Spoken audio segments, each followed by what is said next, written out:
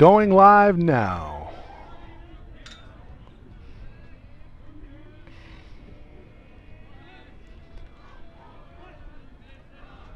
Jeffrey, do I have you? Oh, yeah. Am I on? You are. Check. Story, how you doing? Underway from Golden West College, Rustler Baseball on SoCalCollegeSports.com. Irvine Valley College, the Lasers in town for the first of two here at Golden West before the series switches on Friday for a doubleheader at Irvine Valley. 1-1 the count. And a swing and a miss. 1 ball and 2 strikes on Jack Haggerty, the designated hitter, leading it off against Caleb Turner on the mound for Golden West. These two teams having remarkably similar seasons in terms of record, but also in terms of narrative. 2-2. As Irvine Valley comes in with a record of 9-9-2 on the season, but they're 8-1 in their last 9 games in conference, and 6-0-1 in their last 7 overall, or I should say 6-0-1 in their last 7 overall, indeed. Meanwhile, for Golden West, after a slow start that saw them stand with a record of 1-11 after 3 weeks, they're now up to 8-12, having won 7 of their last 8. So 2 of the teams in the Orange Empire Conference that are as hot as anybody coming in here, and we'll see which team can keep it going. Ground ball to second, and it's Jenkins who will go to first to retire Haggerty. 4 out, number 1. That'll bring up Ethan Johannes. Johannes comes in batting .344 on the season, no home runs, 9 runs batted in.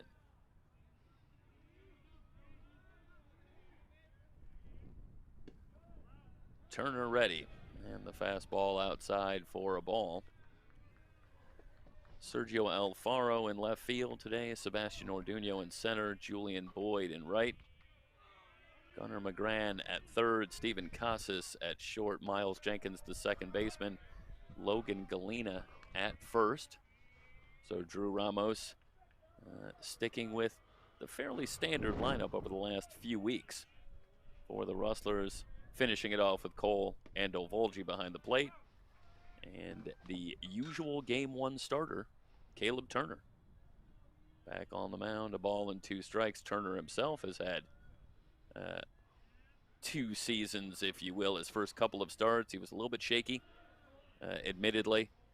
Maybe a little too keyed up coming off the long layoff in his first couple of starts. And our discussion with Drew Ramos said that he was just out there a little too fired up, maybe gripping the ball a little too hard, throwing the ball too hard over his first couple of starts where he did struggle. Back up the middle. This is going to be a base hit for Johannes. So 1 out single for Johannes and a base runner for the Lasers. But as this season has gone on, Turner has really settled down. And over his last 3 starts, he's gone 17 innings and allowed just 6 runs. That's an ERA just a shade over 3. And he's had back-to-back starts in which he has struck out 10 or more. So Turner really settling in, but he'll have a tough challenge against the Laser team that comes in playing very well, but also swinging the bat incredibly well as well. They're coming off a sweep against the Dons of Santa Ana College. No balls and a strike on Dante Faccio. Faccio comes in batting .377, a home run, 15 runs batted in on the season. No balls and a strike, and a quick throw over from Turner. Mentioned the 1 home run for Faccio on the season. That came last Friday in a 12-11 win over the Dons.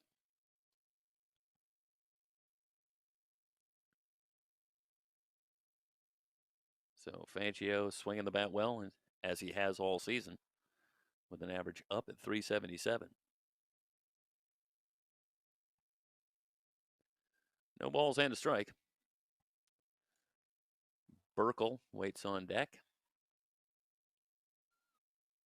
Turner ready, kicks and delivers, tries the breaking ball, and it gets away from Ando Volgi.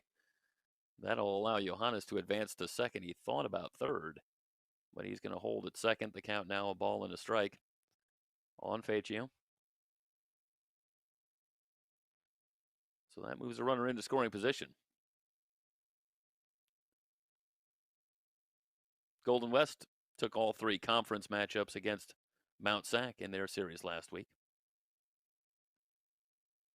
Technically, as I look at the standings on the 3C2A site, it appears as though the matchups against Mount San Antonio College not technically counting as conference matchups, but given the fact that Mount Sac is replacing Riverside in the Orange Empire Conference here in 2021, I like to think that those should count as conference matchups, at least here in 2021, and that would push Golden West's conference record to 6-9. Technically, they sit at 3-9 with those games against Mount Sac not counting. 2 balls and a strike, and again, both these teams stumbled out of the gate, but come in playing as well as anybody in any conference here in 2021, and that's a good look at Dante Faccio. As always, I hope to have the names right. Didn't get a chance to have a conversation with anybody from Irvine Valley in our preparation this week, and we'll just go with what we can. Swung on, popped up behind second, and Casas moving back and able to make the catch. That's a nice play by Stephen Casas, and for those that have been following Golden West College baseball this season, that's nothing new. Stephen Casas has been moving back and forth between third and short. He's been playing a lot more shortstop lately with some injury trouble for Masai Dorsey, causing something of a shuffle on the infield. But Casas more than capable at third, at short, at second, and he has been outstanding moving to shortstop, very sure-handed, really anchoring this infield. First pitch swung on, fly ball to left, and now Alfaro will put it away to retire the side through half an inning. The Lasers and the Rustlers, no score. It's Golden West College baseball here on SoCalCollegeSports.com.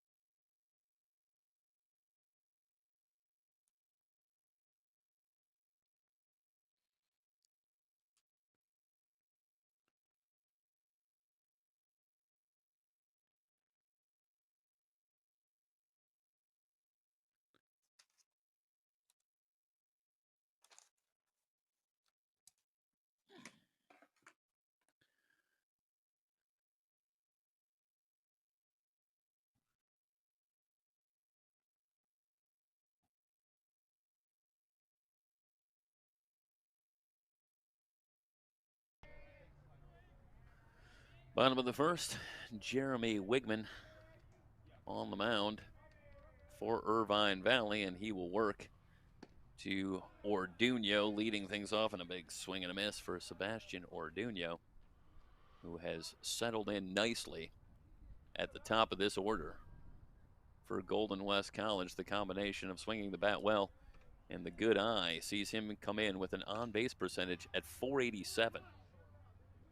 Popped up left side, and it's Carey battling the sun, but makes the catch to retire Orduno for out number one. So 1 out here in the bottom of the first.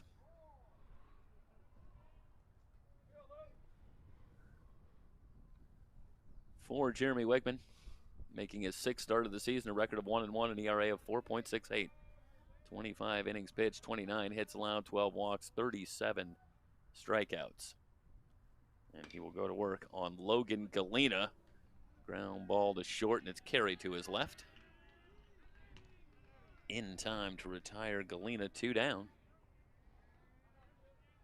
And Wegman making quick work of the Rustlers so far here in the bottom of the first. 2 outs on just 3 pitches. And that'll bring up Julian Boyd. Wegman, much like his counterpart today, Turner, the usual Game 1 starter as he makes his 6th start of the season. And right away you can get a sense of the live arm for Jeremy Wegman. As that one catches the outside corner for strike 1. 25 innings pitched, and again to repeat, 37 strikeouts. So well over a strikeout inning. We're talking about 1.5. And Boyd takes that one way outside for a ball. 1 ball and 1 strike.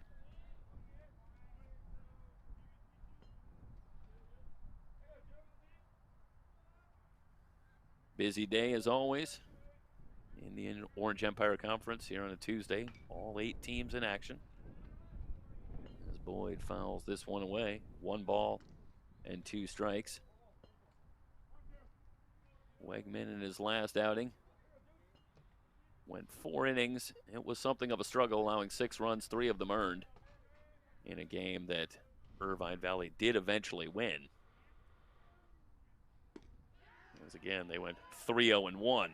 Blew the fastball by Boyd for the strikeout. 3 up, 3 down through 1. No score.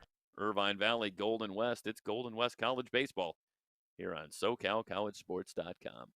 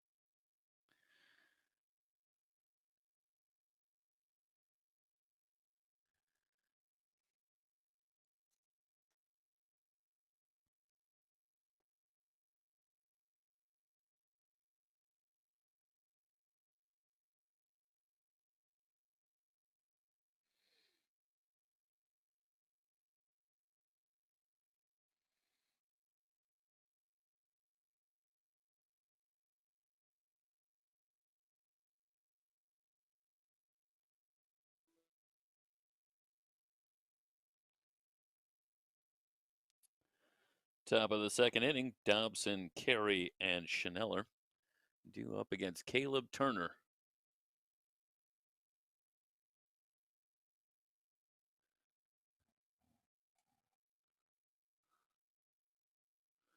Kyle Dobson stands in, comes in batting .306. Turner tries the breaking ball and misses. 1 ball and no strikes. No home runs, 2 runs batted in for the sophomore, Kyle Dobson. Fastball at the knees, 1-1.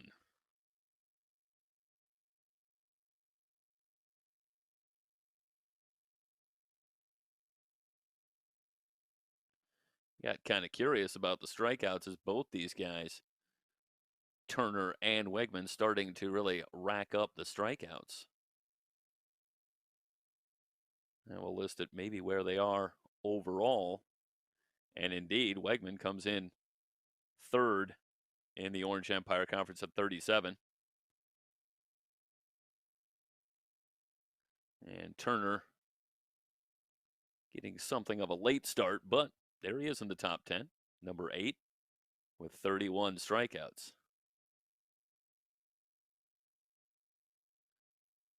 So at least initially, on paper, this could be a fairly tough afternoon at the plate for these two teams. Did Dobson offer? Let's give you a look here from the side. This will be a great angle on it, and it's a pretty good job by Kyle Dobson holding up. Full count. Here's the pitch from Turner, and he misses with the breaking ball outside. A leadoff walk for Dobson. That'll bring up Shane Carey. Carey comes in batting .370, no home runs, 9 runs batted in. Carey has been a vital cog this season for the Lasers. 11 walks to go with the 20 hits on the season for an OBP of 500. An outstanding freshman campaign. The runner breaks for second. The throw down from Andol Volge, and they got him. Carey had squared to bunt. Takes this one high. This is a good pitch for Andol Volge to handle. And how about the play from Casas? Swooping in from the right. And that's an athletic play to come up with that ball and then sweep the tag down on Dobson to erase the base runner. So 1 down. And a 1-0 count on Carey.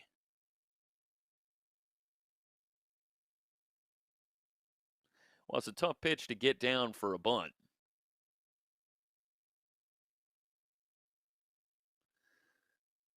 This one in the hole. Casas again flashes the glove work to come up with it. He won't get Carey at first. It's going to go down as an infield hit. But how about the range from Casas? This time going to his right. Great stab, but just so tough to get up and get something on that throw. He gets it over. But Carey digging hard right out of the box, and he's aboard with an infield hit.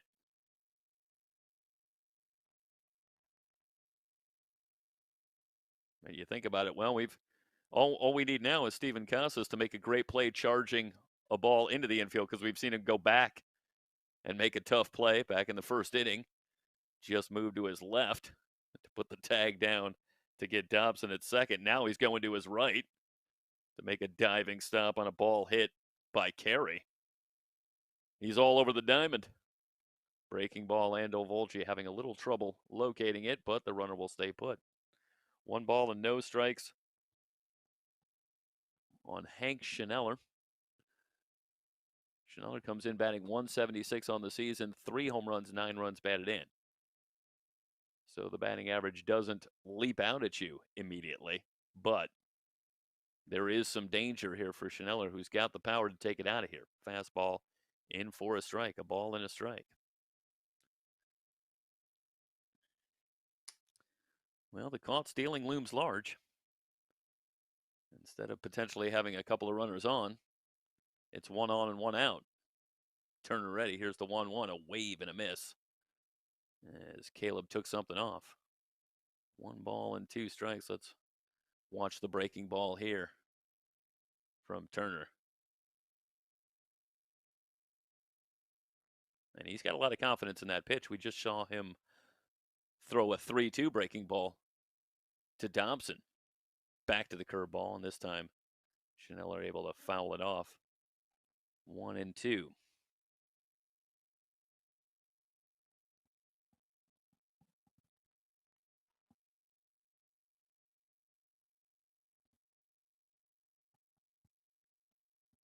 Miguel Rodriguez waits on deck as he gets a spot start behind the plate. High fastball. Schneller tried to hold up and did. Count now 2 balls and 2 strikes. And again, we'll get you the look here from the side. Close.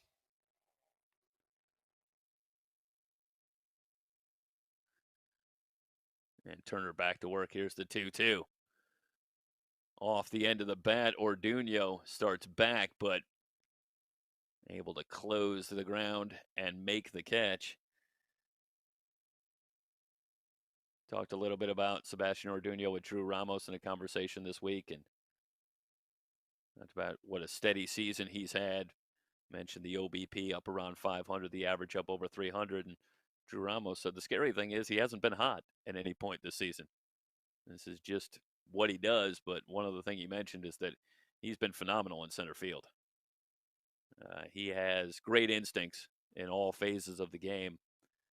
That's readily apparent, but there on that previous play is a great example of something else he brings to the table, and that's great athleticism. That's a ball that he was at least somewhat fooled by off the bat. Starts back, but has more than enough speed to make up the ground and actually make that play fairly easily. So Sebastian Orduno continues to impress. 2 balls and no strikes now on Rodriguez. Mentioned that he gets a spot start today, lines this one into center field, and he's got a base hit. So 2 on, 2 out on the Rodriguez single, and that'll bring up Wilkeson. Bradley Wilkeson coming in batting .225 on the season. No home runs, 9 runs batted in.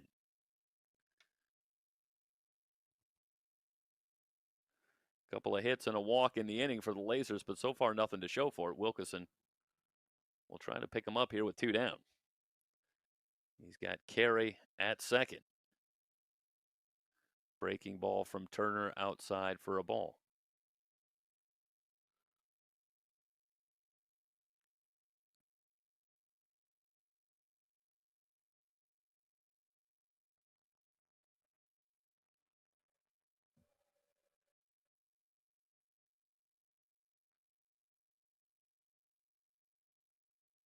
Wilkeson back in the 1-0 pitch, and the fastball tails away for a ball, 2 balls, and no strikes.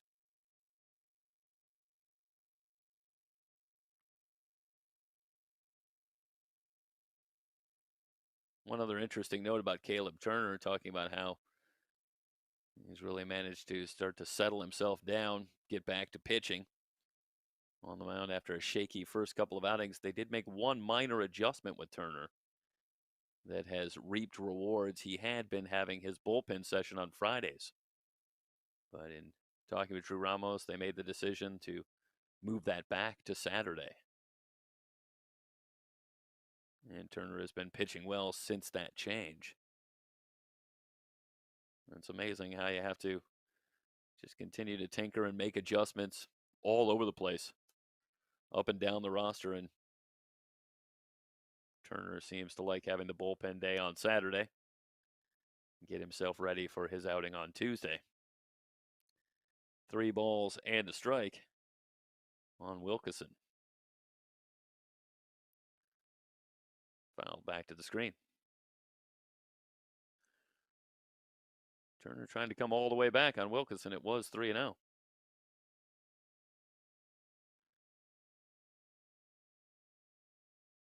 Carey should be moving on the payoff pitch. There he goes. Here's the 3-2, high and away for a ball. Well, Turner's not doing himself any favors. A couple of hits, a couple of walks. So far, the Lasers not on the board, but they've loaded him up, and it's back to the top of the order. And Jack Haggerty, who came in batting .282, no home runs, 7 runs batted in. Batted in. And this is going to draw a quick visit to the mound for Turner.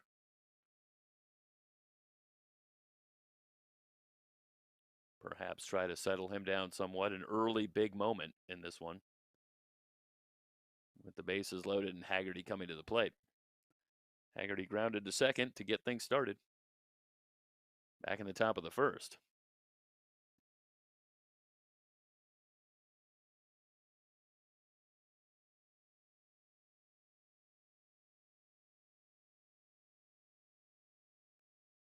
First pitch outside for a ball.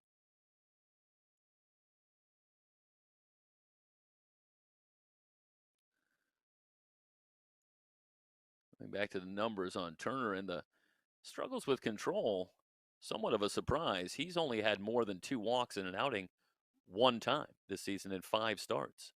So generally speaking, Caleb Turner has done a good job of being around the plate. Gets the outside corner there. A ball and a strike.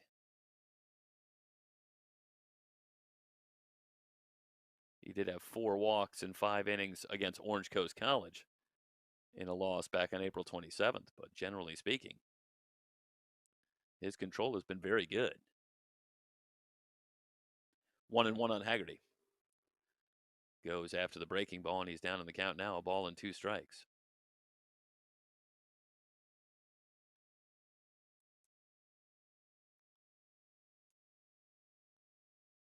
That looked like Turner might have gone with a change on that pitch. Took a little something off, and the ball moving down. 1-2. Tried to go back to it. Good job by Andel Volge, keeping it in front. Pressure goes up on Cole Andel Volge behind the plate with a runner at third in a scoreless game. That's a good job there. 2 balls, 2 strikes.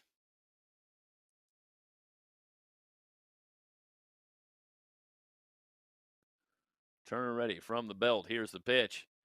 Curveball got him. So Turner's out of the jam. No runs, 2 hits, no errors, 3 left on base.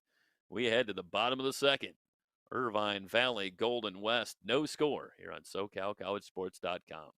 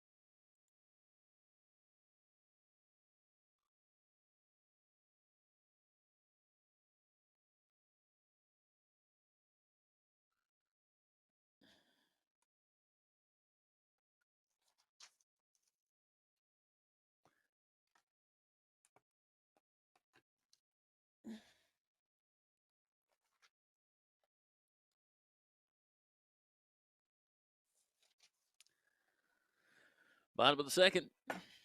Wegman ready. First pitch. Low for a ball. 1 ball and no strikes on Christian Lamar. Lamar in the lineup as the designated hitter.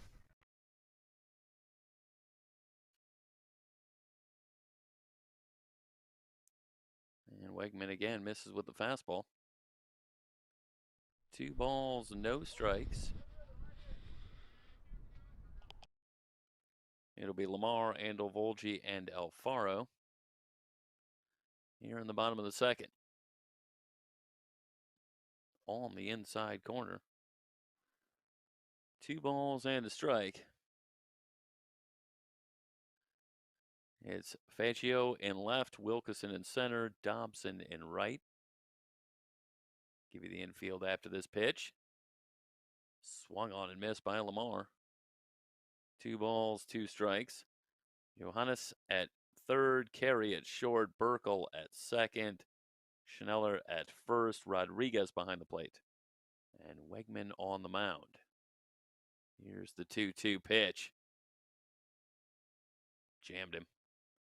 Foul territory, and it's Schneller who's got it to retire Lamar, and that is a great job by Wegman busting it inside.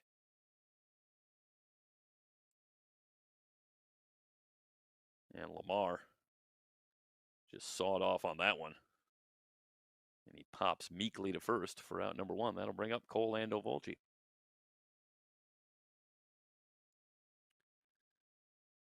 Andovolgi struggling at the plate here in 2021. First pitch in for a strike, no balls and a strike. Andovolgi batting 182, 2 home runs, 15 runs batted in. Interesting statement about Andovolgi, who has had some struggles at the plate, as we mentioned, but the run production's still there. 15 runs batted in for the team. I should say actually leads the team for Golden West this season, and it has him in the top 10 in the Orange Empire Conference. So while the average is a little bit lower than you would want, certainly, if you're Cole Andovolgi, the run production's still there in the middle of the order. And Andovolgi illustrates, I think, an interesting point about Drew Ramos in his first season at the helm for Golden West, and that is, as this one is lined hard into right, but it'll stay up for Dobson. So Andovolgi hits it hard, but Dobson there for out number 2. There can be a little doubt that the numbers haven't been where you want him if you're Cole Andovolgi, but Drew Ramos was very careful to pull Cole Andovolgi aside and say, hey, we still believe in you. Your teammates still believe in you. I still believe in you. You're going to be in the lineup every day. You're an important part of this team. You'll be in the lineup and in the middle of the order because everybody here still believes in you. And that was important. You know, it's a game where there's such a mental component to it. And Drew Ramos has had that conversation with a couple of guys and has said that, hey, listen, don't fixate on things. You're still going to get your opportunities. You're going to get your at-bats into right field for a base hit and a 2-out base runner for the Rustlers. And I think that's got to give you an awful lot of confidence. And when you've got the kind of talent that you have to be in the lineup here every day for a team like Golden West College, you know it's going to come around eventually. And Drew Ramos and the rest of the Rustlers understand that. And then going back to the at-bat for Andovolgi, should point out as well that he's also had a number of at-bats that we've seen in our coverage this season where he has hit the ball hard to the deepest part of the park, just similar to that last at-bat where that was a rope into right field. And sometimes you just can't do anything about it. Sometimes the ball doesn't drop. You hit it hard and it's right at somebody. And that just goes with the territory. But you keep on going up there and you keep on being aggressive and trying to make something happen. And as I said, even with the average dipping a little bit lower, the run production's still been there for Andovolgi, who's up among the leaders with 15 runs batted in. 2-0 as that one is high and tight on Casas. So Casas will dust himself off and get back in there. He's ahead in the count, 2 balls and no strikes. And that's got to be a harrowing moment. Fastball tailing up and in from Jeremy Wegman. A good cut for Casas, but a swing and a miss, and it's 2-1.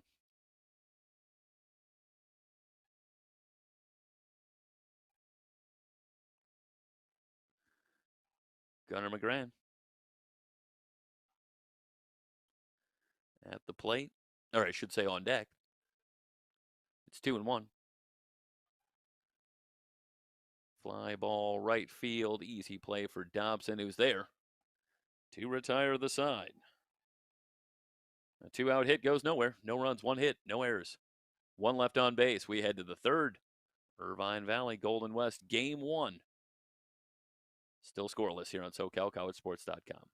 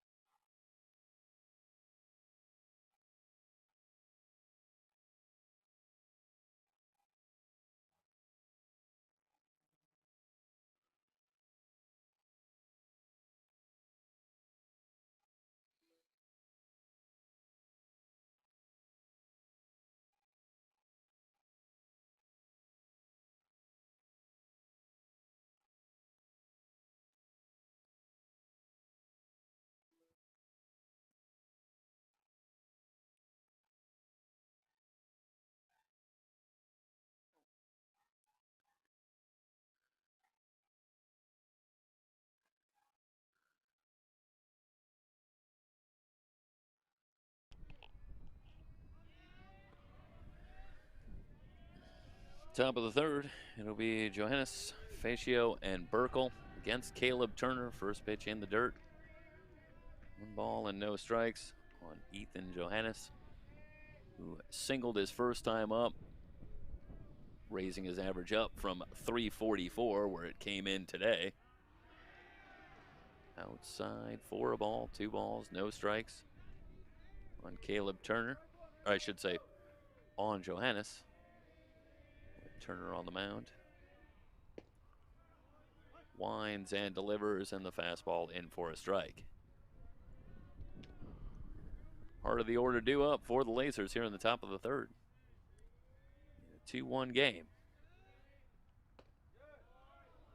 Arguably the 2 hottest teams in the Orange Empire Conference meeting up this week.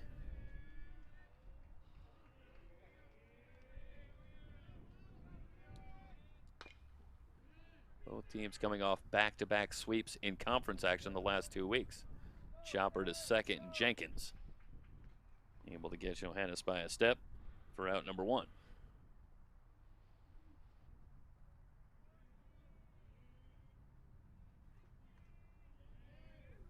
So 1 down. That'll bring up Dante Facio. He popped to short his first time up.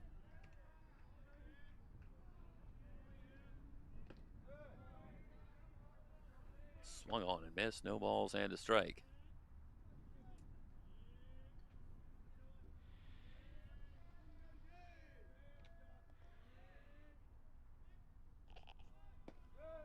Turner rocks and fires. And the breaking ball just outside for a ball. 1-1 on Facio, who thought about a bunt. But takes that one to even the count at 1-1. Turner working quickly back to the breaking ball, and this one chopped foul. A ball and 2 strikes on the sophomore Dante Facio. Came in batting .377.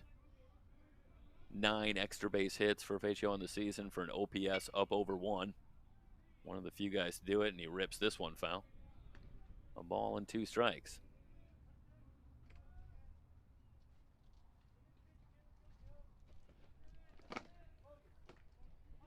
Oh yeah, you left this on my cart. And you get a look at Facio as that one back to the screen. 2 balls, 2 strikes. The 7 doubles for Facio ties him for the lead in the Orange Empire Conference. goes after this one and lifts it into right center. It's Boyd waiting for it and has it. 2 up, 2 down here in the third.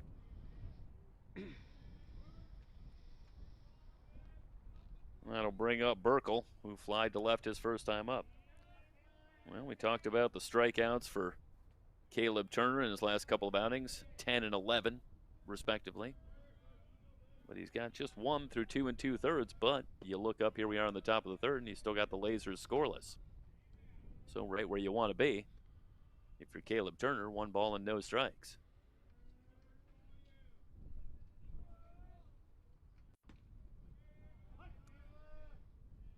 Curveball in for a strike.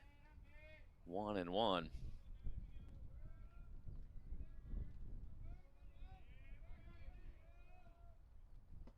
Turner ready. Here's the pitch. Swing and a miss. As Burkle goes after the curveball, and now he's down to the count 1-2. Boy, that is nasty from Caleb Turner. Good action downward, and it ends up right on the shoe tops. Back to the curveball, and he got him. Burkle down on strikes, strikeout number 2. For Turner through the first 3 innings, through 2.5, no score. Irvine Valley, Golden West College, it's Rustler Baseball on SoCalCollegeSports.com.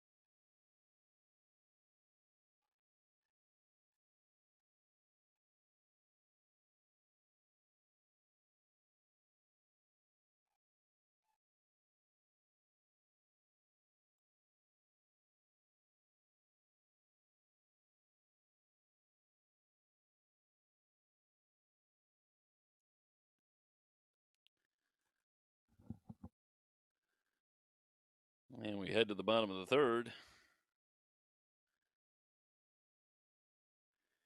It'll be McGran, Jenkins, and then Orduno. First pitch low and inside for a ball to Gunnar McGran.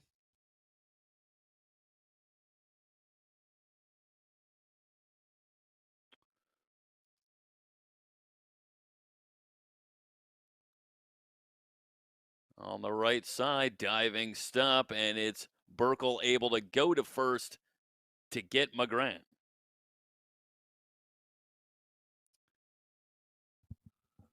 Let's watch the work here from Burkle, laying out and getting McGran, robbing him of a base hit. 1 down. And that'll bring up Jenkins.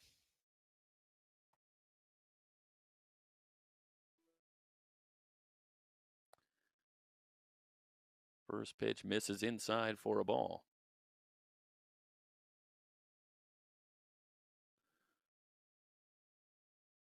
1-0 on Jenkins. Swung on, fly ball right field. And Dobson able to put it away, 2 down. Well, Wegman matching Turner, out for out. As we're still scoreless here in the bottom of the third. And these two teams both coming in swinging the bat well, putting runs on the board.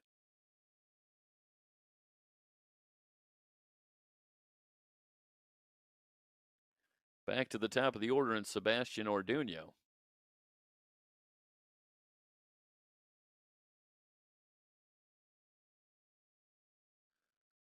Breaking ball outside for a ball, 1-0 on Orduno, who popped a short his first time up. So important to keep Orduño off the base paths. He's up to 7 stolen bases on the season. As that one at the knees for a strike, 1-1 the count. The 7 stolen bases for Orduño, that's second in the Orange Empire Conference. And as we mentioned, his first time up, the OBP is up near 500. So he's been on base quite a bit. Just inside.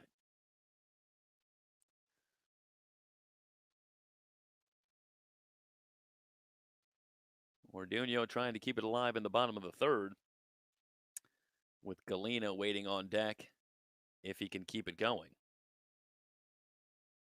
2-1 pitch. Just outside. And how about the eye from Sebastian Orduño? Look at the last couple of pitches. That one just tailing away off the outside corner. And he doesn't go after it. And that one after Wegman narrowly missed on the inside corner on the previous pitch. 3-1 pitch. Lined hard into center field. Wilkeson on the run. This is going to go off the wall. Orduño around first. He will cruise into second with a double.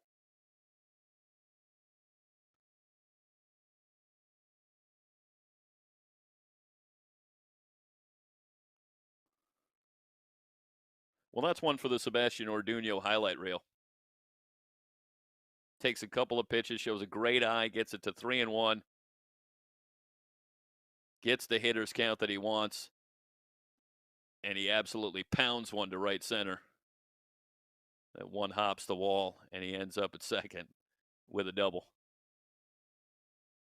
If you're trying to get a sense of what Orduño brings to the table, that's a pretty good example. Breaking ball over for a strike. No balls and a strike on Galena. Galena's been outstanding all season long. The average coming into action today at 377. That leads the team. And it's up among the leaders in the entire Orange Empire Conference. And it just shows how well Galena has swung the bat all season. He had a cut there, and he comes up empty. No balls and 2 strikes.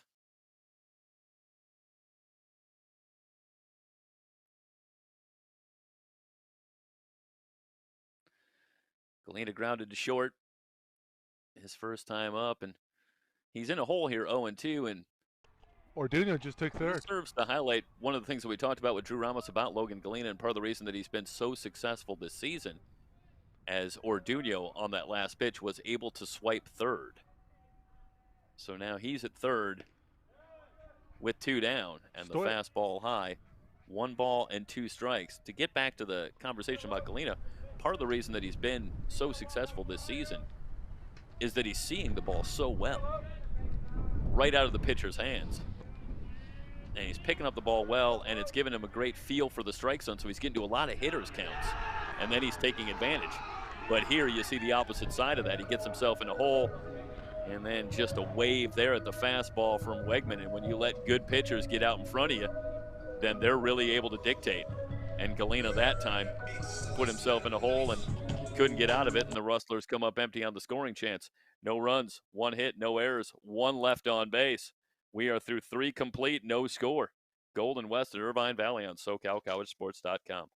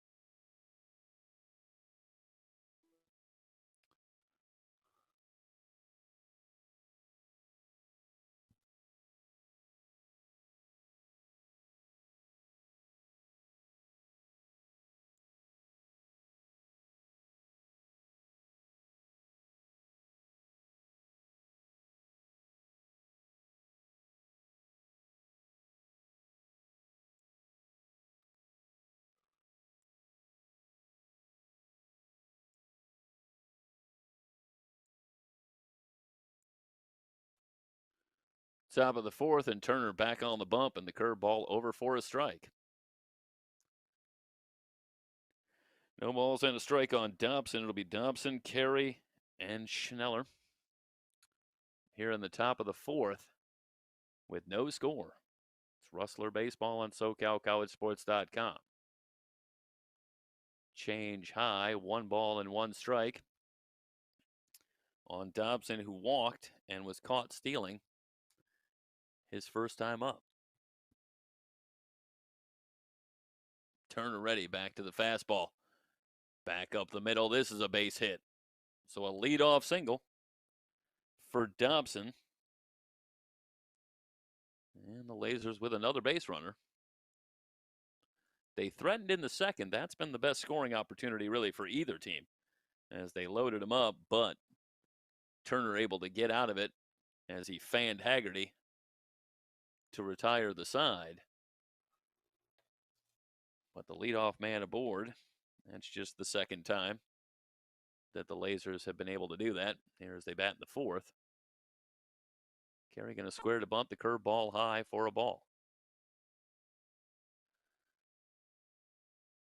Carey an infield hit his first time up. Came in batting .370. 21 hits now on the season for Shane Carey. This offense led by Carey, Johannes, and Faccio, all over 20 hits on the season. And the average well over 300. Bunted back toward the mound. Turner has to wait for Jenkins to cover, but he's able to go to first to retire Carey. On the play, Dobson moves into second. So a runner in scoring position with 1 down. And Hank Schneller coming to the plate. He is 0 for 1. He flied to center his first time up. And, you know, as the season goes on and we watch here, a lot of pitchers starting to go a little bit deeper into games. A little bit longer leash. We saw Owen go 7+. First pitch swung on, fly ball, right field. Boyd there. And he's got it for the out. Dobson going to hold at second. I make the point that with Turner and Wegman both pitching well, and you expect to see both of them go at least a couple of more innings. 1 run, maybe 2 runs could easily spell the difference here in this one. So scoring opportunities now at a premium. And the Lasers will try to pick up the run with Rodriguez at the plate. He had a base hit his first time up. The base hit for Rodriguez was just his second hit of the season. He's now 2 for 16 at the plate. You know how he'd love to pick up a base hit here and possibly give the Lasers the lead. 1 ball, no strikes.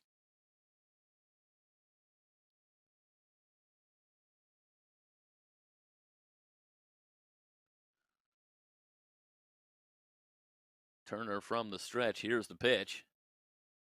And the curveball cued back to the screen. 1 ball and 1 strike on Miguel Rodriguez.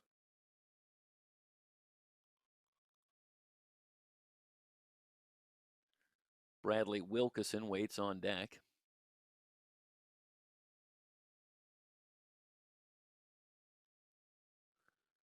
Turner has the sign. Here's the 1-1. Rodriguez lines this one into center. Orduno moving in. He's got it. No runs, 1 hit, no errors, 1 left on base. We're heading to the bottom of the fourth. Irvine Valley, Golden West, no score. It's Rustler Baseball on SoCalCollegeSports.com.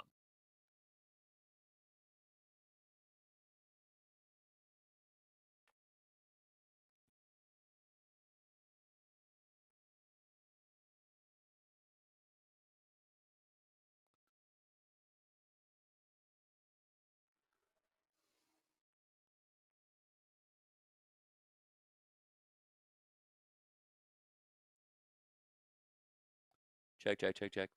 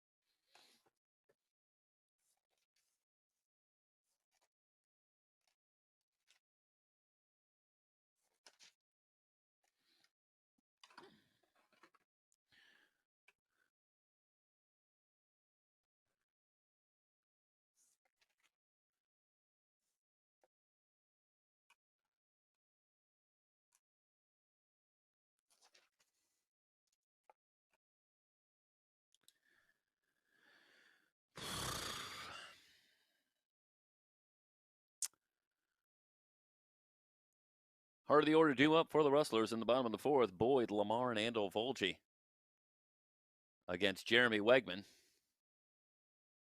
And the curveball misses high and away for ball one to Julian Boyd.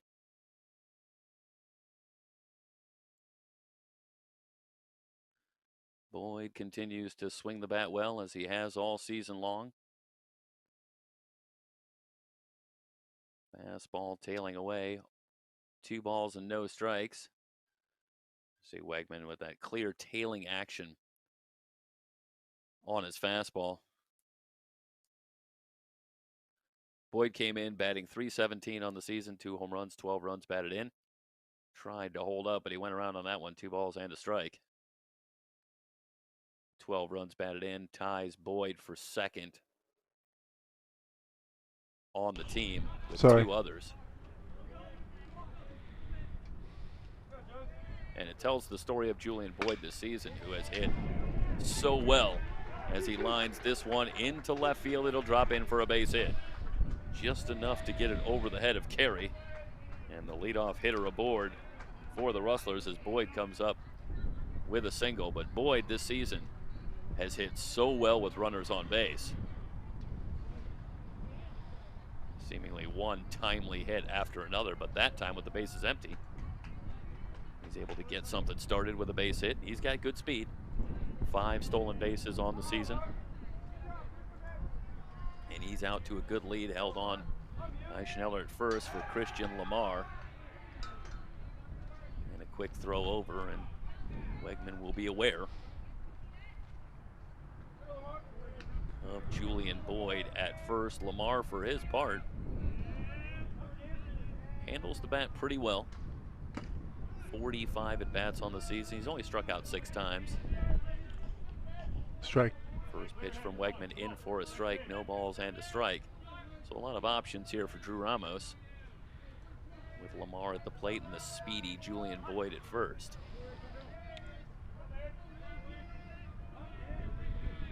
Give you the split shot so you can keep an eye on Boyd.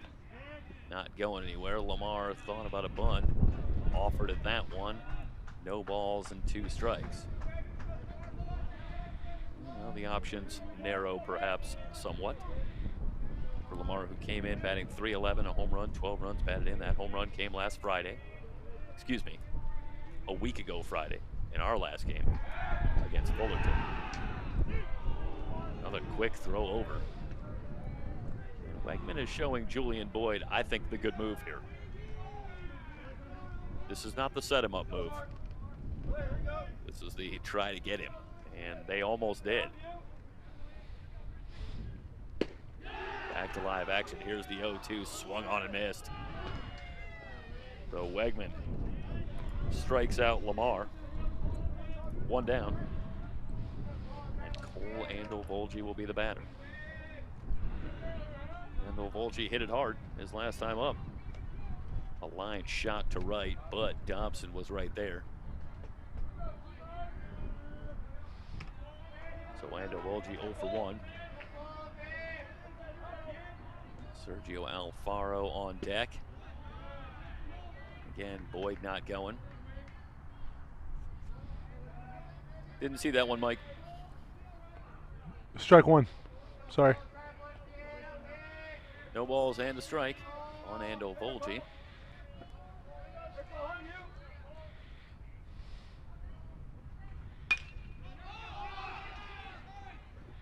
Popped up right side near the dugout, and Schneller has room. So Andel Volge retired, 2 down. Boyd still at first. That'll bring up Sergio Alfaro at a base hit his last time up. Well, there could be a little doubt about the live arm of Jeremy Wegman. I mean, after a leadoff base hit, he pretty much blew Christian Lamar away. 3 pitches, gets the strikeout, and then right there gets it inside on Andel Volge, who ends up popping out in foul territory, and it's 2 down and a runner still at first. I think it's safe to say we can call this one a good old-fashioned pitcher's duel, at least into the bottom of the fourth. And who's going to blink first between Caleb Turner and Jeremy Wegman? Come on, Serge, say hi, Serge.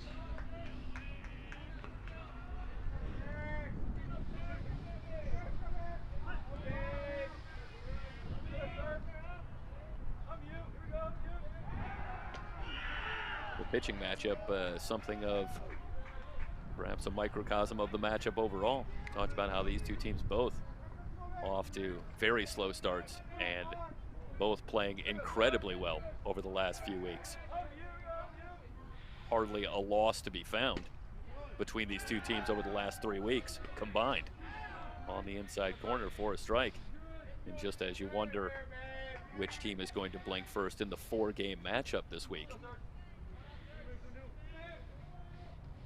so it is in the matchup between these two pitchers in game 1, where neither one seems ready to back down. Ground ball to short. Carey will go to second to retire the side. The leadoff hit goes nowhere for the Rustlers. No runs, 1 hit, no errors, 1 left on base. We head to the top of the 5th. Lasers and Rustlers scoreless here on SoCalCollegeSports.com.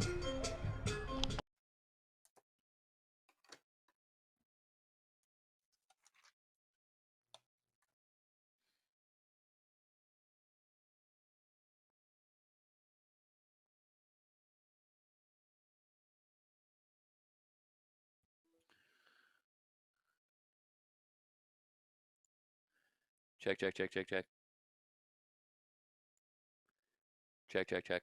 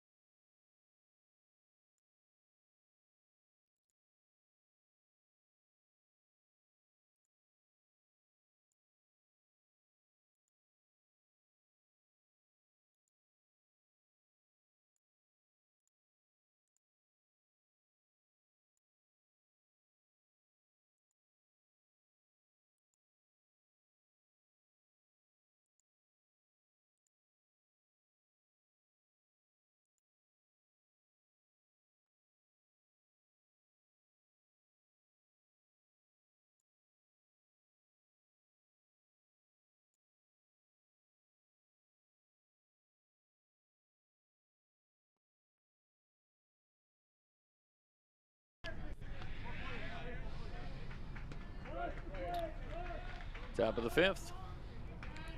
Turner ready. He'll work to Wilkeson, and then the top of the order, Haggerty and Johannes.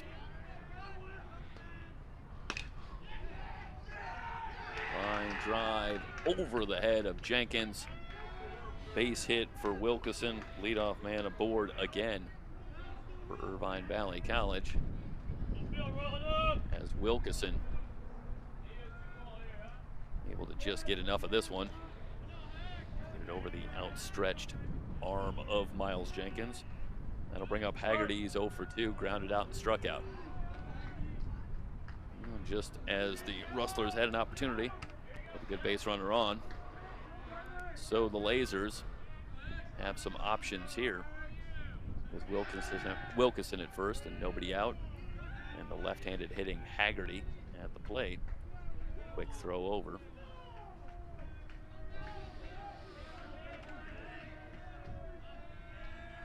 Haggerty, the designated hitter, as he has been for most, if not all, of the season. Outside for a ball. 1 ball and no strikes. Jack Haggerty, a freshman, came in batting .282. No home runs, 7 runs batted in.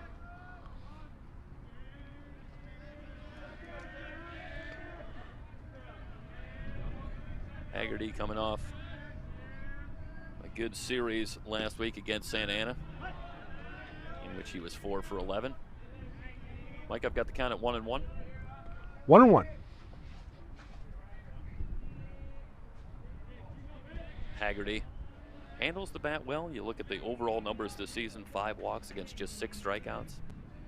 So he's a contact hitter, and let's see if Kent Maydall maybe has something in mind with Wilkeson at first. Good fastball in for a strike, and now it's a ball and 2 strikes.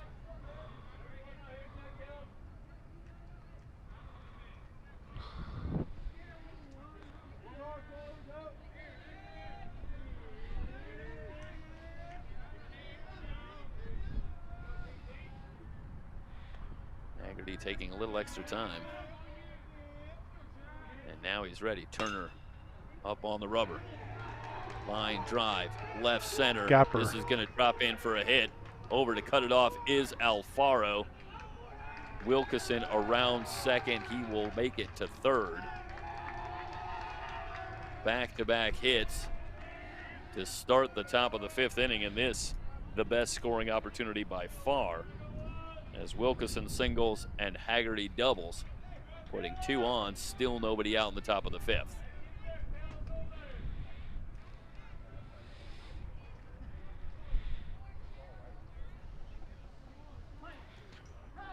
And the news doesn't get any better if you're Caleb Turner, because now it's the big bats in the lineup for the Lasers coming up. Johannes, Faccio, and Burkle due up next. First pitch swung on, fly ball center field. Orduño under it. The throw coming home. And they're going to hold the runner at third. Well, that was fairly shallow in center, Mike, but I'm a little surprised. Thought maybe they would challenge the arm of Orduño. But with nobody out, maybe we could see what we can't really see from this angle. And yeah, hard to say. Maybe as we look at the replay, Wilkeson, it might have been his call. Looked like he really started toward home, like he was going to go, and then threw on the brakes and headed back to third. So pretty cautious choice not to challenge the arm of Orduño out in center. It looked like a pretty good throw. I think it would have got him. The runners stay at second and third, and now there's a real opportunity for Turner maybe to get out of the jam. He's got the dangerous Dante Faccio at the plate, no balls and a strike. He's got first base open, but for now it's still scoreless. And I think also this might be situational. This one is roped into left center. Back. This is going to one-hop the wall. The Lasers are going to jump to a 2-0 lead as Faccio is around second and into third with a stand-up triple. Well, maybe that's why you don't take any chances on the base pass. When you got this guy coming up next, why run ourselves out of an inning? Potentially. And this was a no-doubter off the bat. And if Faccio gets a little more air under this one, we might be talking 3-0. As it is, it's his 10th extra base hit of the season, his second triple, and it is a 2-0 lead for Irvine Valley with another run potentially just 90 feet away with Burkle at the plate. He goes after the first pitch and fouls it away.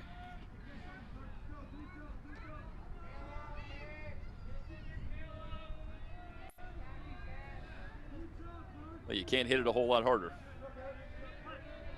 Dante Faccio puts the Lasers out in front 2-0 here in the top of the 5th. Meanwhile, if you're Turner, you still got to work here. Line drive, Orduño has it for out number 2. Faccio going to tag and score. So Burkle gets the job done. The sacrifice fly brings home Dante Faccio and makes it a 3-0 lead.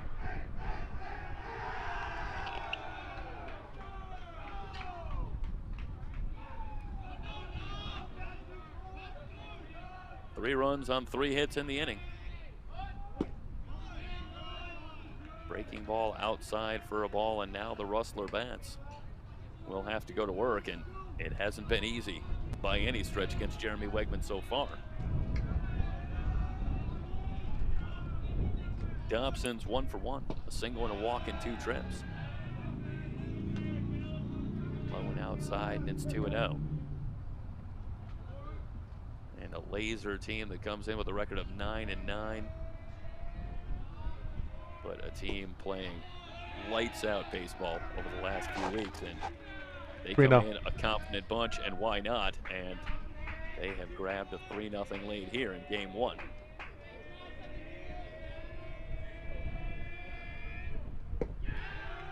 3-0 pitch. He walked him on 4 pitches. So the 2-out base runner,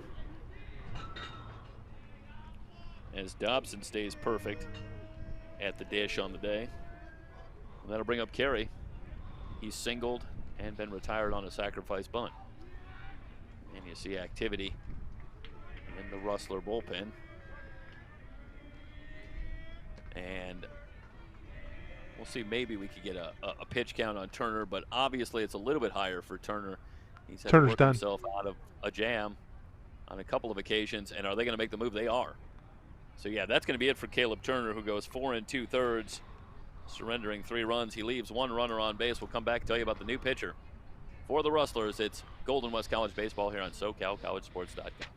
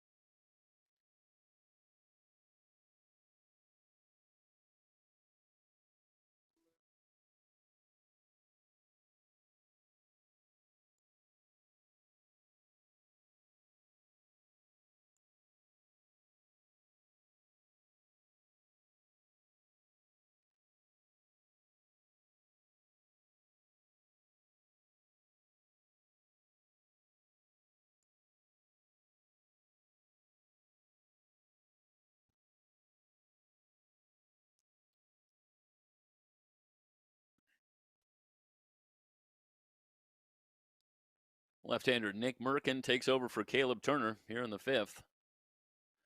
Merkin makes his 9th appearance on the season. A record of 0-1.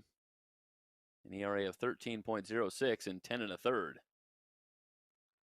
So Merkin will come on and face Shane Carey with a runner at first. Left-hander's first pitch gets by Andel Volge. 1 ball and no strikes, and the runner will move to second.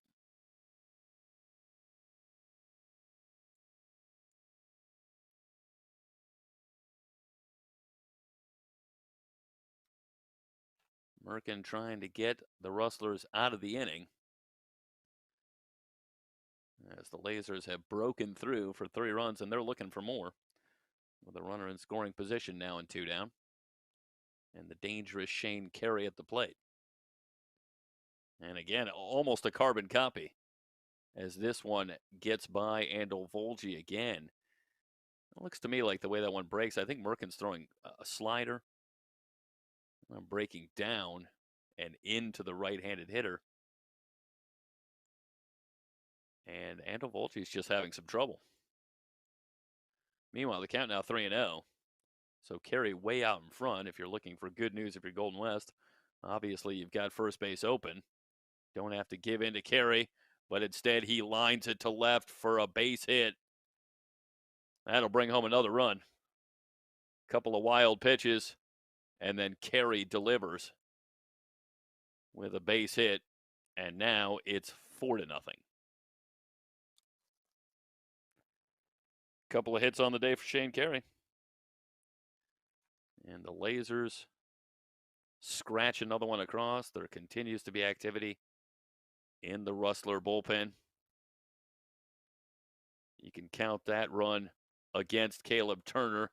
This one into left field for a base hit as Schneller goes up and tomahawks this one. This is up around the eyes.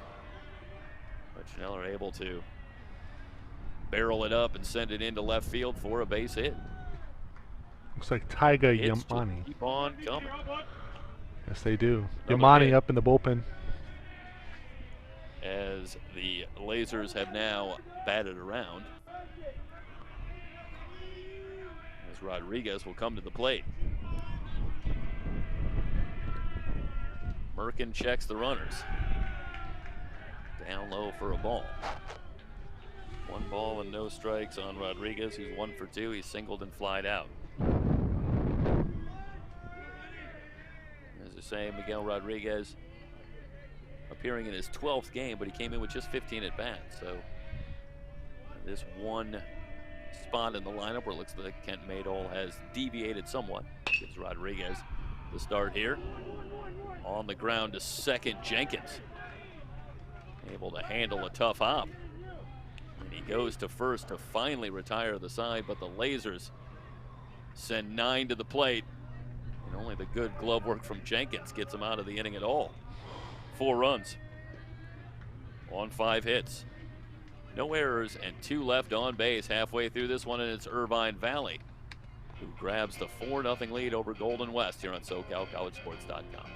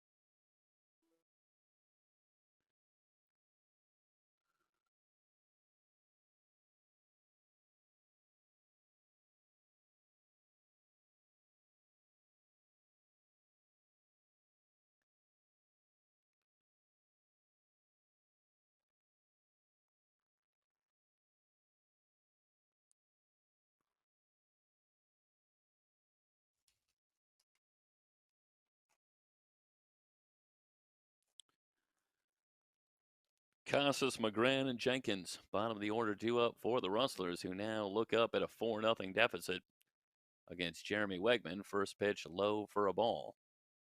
1 ball and no strikes on Casas, who flied to right.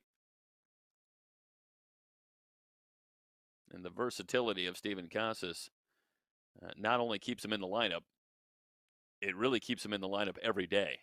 If you look at the game log this season, Steven Casas is one player for the Rustlers who is routinely in the lineup for the 3 conference matchups in the week, but is also pretty much always in the lineup for the Game 3 non-conference matchup between the 2 teams as well. That one inside, 2 balls and a strike. As Casas able to do so many things for you. The one thing that was interesting about Steven Casas in our conversation with Drew Ramos was that he has great command of the strike zone, and he handles the bat really well.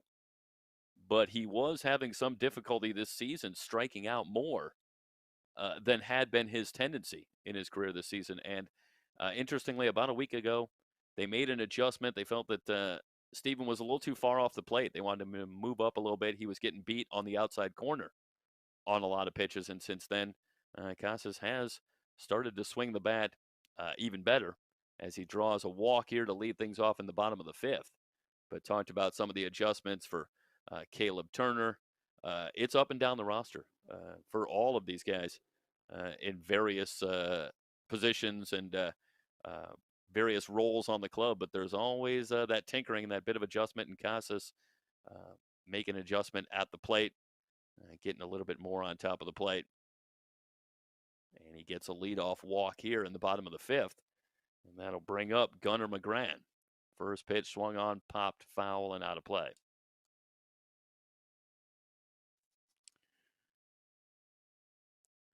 Well, the leadoff man aboard, that's a way to start if you're Golden West.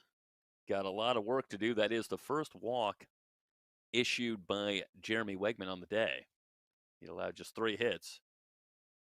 And now 1 walk. He has struck out 3 as well through 4+. Fastball outside, 1-1.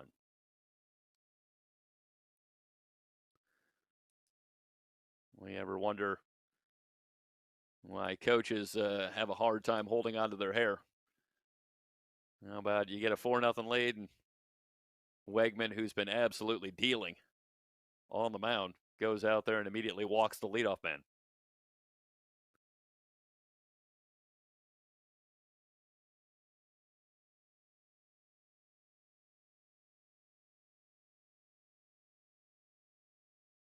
And it's a long sit for Wegman as the Lasers bat around in the top of the inning, and that's a long rest for a guy who was definitely in a groove through 4 innings, and you see that over and over again as well. Sometimes that long layoff and you lose a little bit of that groove that you had going.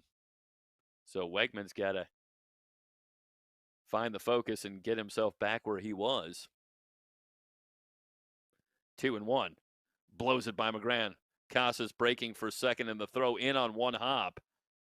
And Carey can't quite handle it. Casas now at second, 2 balls and 2 strikes.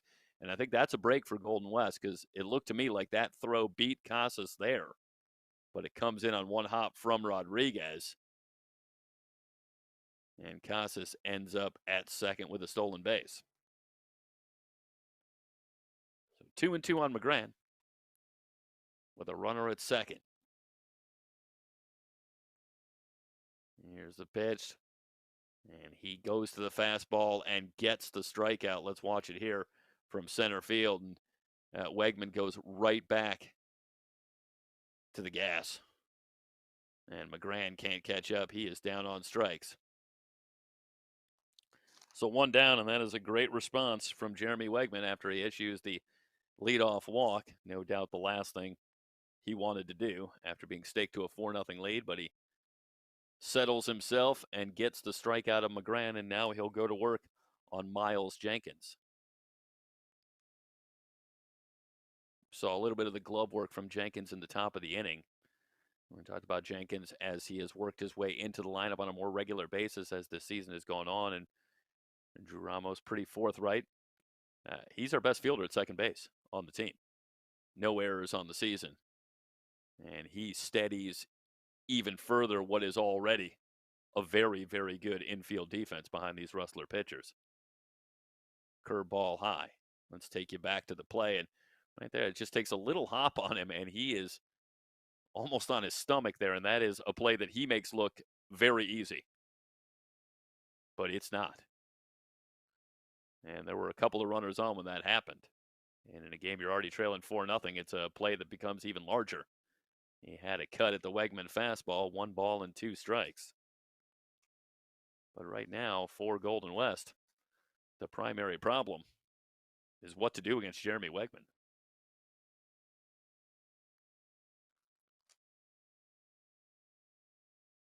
Rustlers as a team got off to a pretty slow start, especially over the first couple of weeks at the plate. Ground ball into right field for a base hit for Jenkins. So Jenkins with a base hit. Casas holds at third.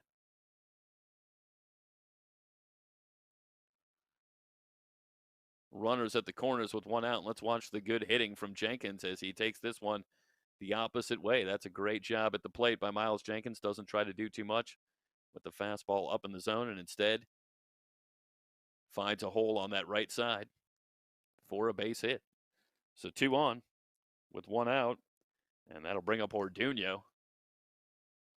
He doubled his last time up. He's 1 for 2. Anyway, to finish the point that I was making, the Rustler bats were pretty quiet over the first couple of weeks against Santa Ana, and particularly against Saddleback, where they really struggled. But since then, they have put up runs at a prodigious rate over the last several weeks. Only last week did they cool off a little bit, and they still won 3 games against Mount San Antonio College. All 3 of the conference matchups. Made the point a couple of weeks ago in the coverage against Fullerton that over about a 7 or 8 game stretch, they were even up over 10 runs a game. And they have kept fairly close to that number even in the last couple of weeks. But they have been stifled here so far, but they have a great scoring opportunity with 2 on and only 1 out, and Orduño at the plate, fouled away. 1-1 on Orduño. As I say, he doubled his last time up.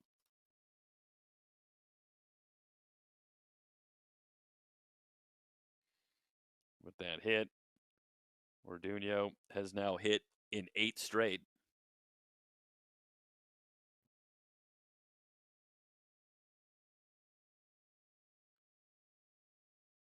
One from Wegman, inside.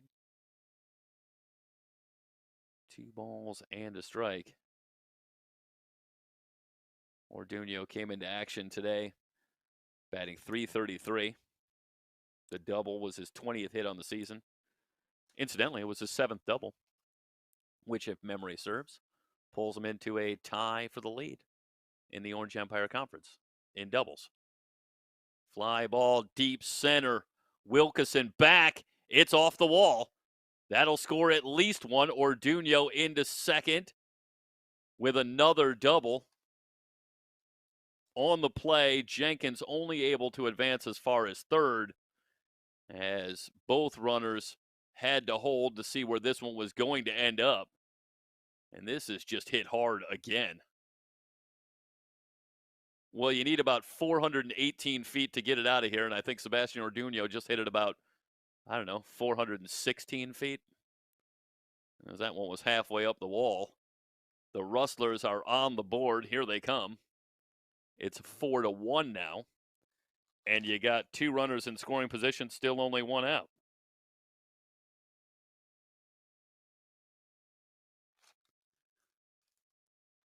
And that'll bring up Galena, and he is certainly capable of tying it up with 1 swing. He's got 4 home runs on the season. 12 runs batted in. He's 0 for 2 today. Grounded out and struck out. He had a cut at the fastball. No balls and a strike. 1-1. Wegman's had success. He got ahead of Galena his last time up and was able to get the strikeout. And he's quickly ahead here. No balls and a strike. Jeff, I have it at 1-1. Thank you. 1-1. I think I lost a pitch in there. Appreciate it. 1-1 pitch. Good cut, but back to the screen. And right now, Galena just can't seem to square up that fastball from Wegman.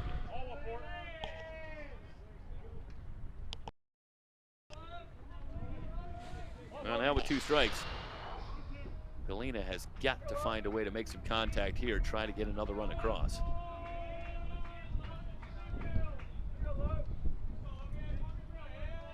Wegman looking for the strikeout. Here's the 1-2 pitch. Curveball. Sky high right field. Dobson under it, has it. Here comes the throw home. The runner is safe. Orduño, as the throw comes in to Rodriguez behind the plate, is able to alertly tag and make it to third. So that's a heady play on the base pass as Jenkins comes home to score on the sac fly from Galena. 2 down, a runner at third. Well, now it's the Rustlers who will look for a big 2-out hit. And who do they have at the plate but a guy who has been delivering 2-out hits on a regular basis this season, Julian Boyd. First pitch low and inside for a ball. Even Drew Ramos talked about how timely Boyd has been this season and how hard it is to be. And Drew Ramos said, you know, it's a lot about the maturity of Julian Boyd at the plate, but it's just a mindset. Boyd's kind of a bulldog up there and just will not give in. And in these types of situations, he is just going to have that kind of focus of just putting the bat on the ball and making the pitcher beat him. Let's see how he does here with a 1-1 count against Wegman, who's been so tough so far. Breaking ball and Boyd out in front now. 1 ball and 2 strikes.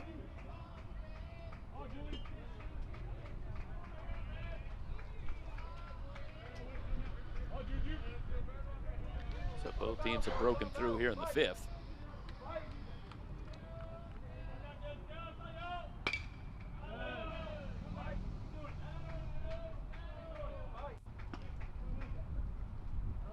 Well, I could talk all I want about how Boyd has been great with 2 outs, and he has been. But this is a tall order indeed against Jeremy Wegman, who has shown a devastating fastball really throughout. Here's the 1-2 pitch. In the dirt, good job by Rodriguez to keep that one in front.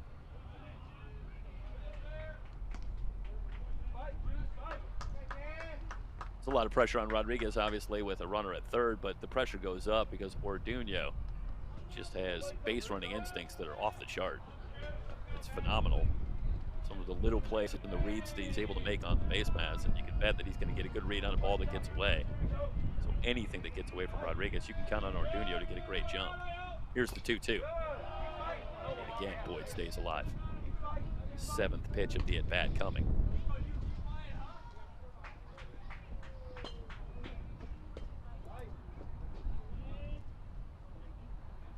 Well, we've seen the fastball, and we've seen a breaking ball with 2 strikes. Let's see if Julian can barrel one up. 2-2 pitch. Fastball again. And Boyd able to fight it off.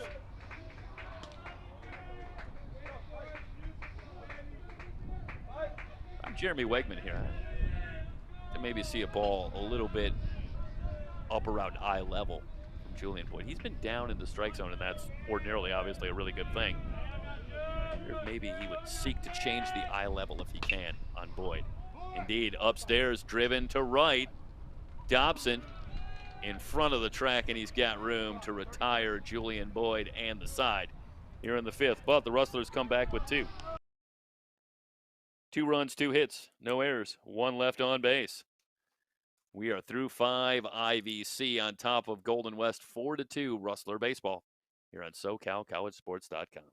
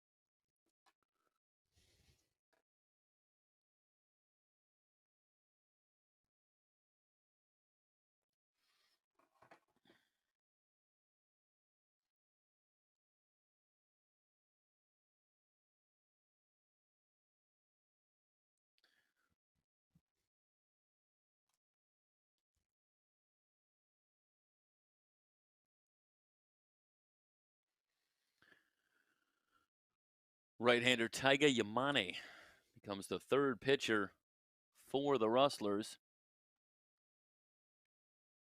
Here in the top of the 6th for Yamane.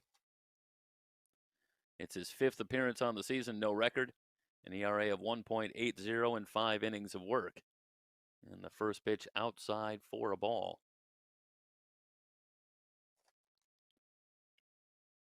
He will face Bradley Wilkerson, and then the top of the order, Haggerty and Johannes here in the top of the 6th after the Lasers were able to bat around in the top of the 5th and grab a 4-0 lead. It's now 4-2 after the Rustlers were able to answer back. 2-0 on Wilkerson, who's 1 for 1 with a walk. In for a strike.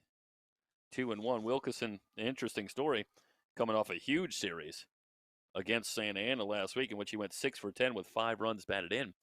But how about this? The 6 hits in the series raised his hit total by more than 200%. Or I should say by 200%, to be precise. 3 balls and a strike. He had 3 hits on the season coming in. He's now got 9 and make it 10 with another hit today. So Wilkeson, who had been in and out of the lineup, gets an opportunity against Santa Ana, comes up big, and he's on to start the 6th. He's been on base all 3 times he's been at the plate in this one with 2 walks now and a base hit. So runner at first, and Haggerty will be the batter. He doubled his last time up.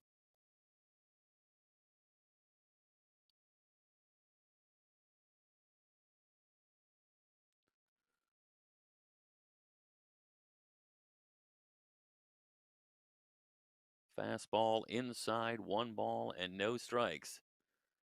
Taiga Yamane trying to keep the Lasers right here.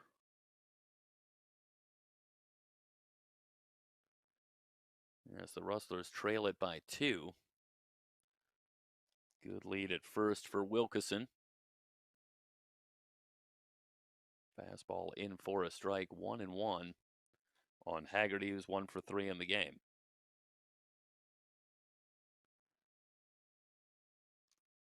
And again, a good situation potentially for Kent Maydon with good speed at first base and Bradley Wilkeson. And Haggerty is a good contact hitter at the plate. See how they want to work with Yamane on the mound. Upstairs for a ball.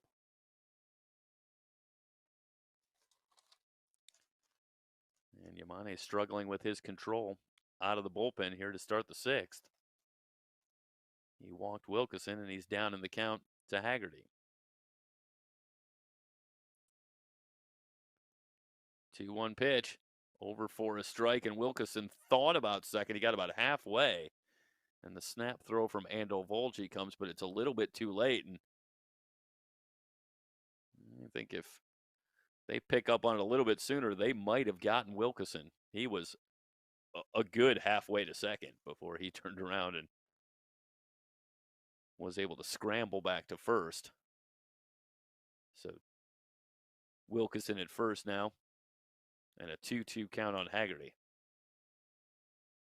In the dirt, and Volge able to keep this one in front.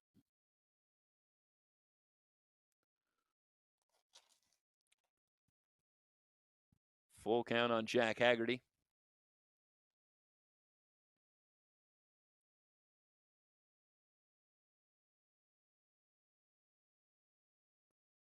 Here's the payoff pitch, fouled away.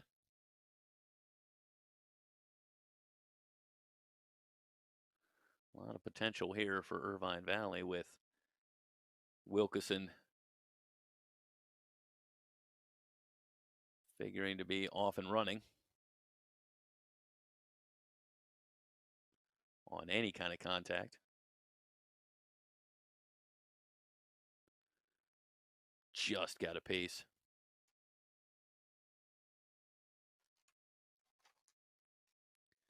Yamane in 5 innings, 3 hits allowed, walked 4, struck out 3. So just a few innings of work for Taiga Yamane this season, but you already get the sense that 4 walks in 5 innings, control potentially could be an issue. He's already walked Wilkeson. Here's the 3-2 pitch. High chopper Jenkins. His only play will be to first. And indeed, Wilkeson able to get a good jump and able to make it to second with 1 out.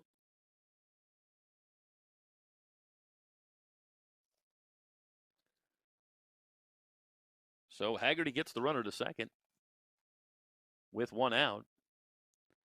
And now with Johannes and Faccio and Burkle due up, the big bats again for the Lasers coming to the plate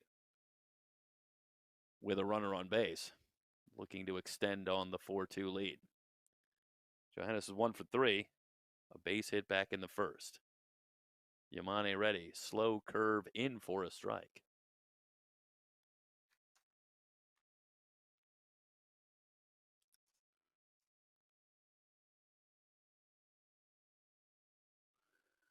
there is Ethan Johannes.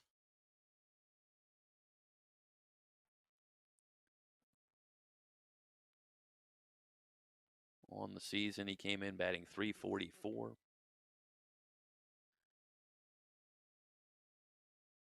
And this is a tough out for Yamane in a lot of ways.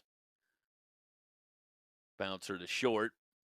Long throw for Casas, and Galina's going to have a little trouble coming up with it cleanly. This is going to be a close play at first, and we'll see if Mike can give me the heads up here if this is going to be called an infield hit for Johannes. I started to make the point that Johannes Hit. A tough out. Thanks, Mike. A tough out, and only 4 strikeouts in everyday play for the Lasers this season, up over 60 at bats. So he's a guy who puts the bat on the ball, and he does so there, and is able to leg out an infield hit. And now it's 2 on, 1 out for Dante Faccio,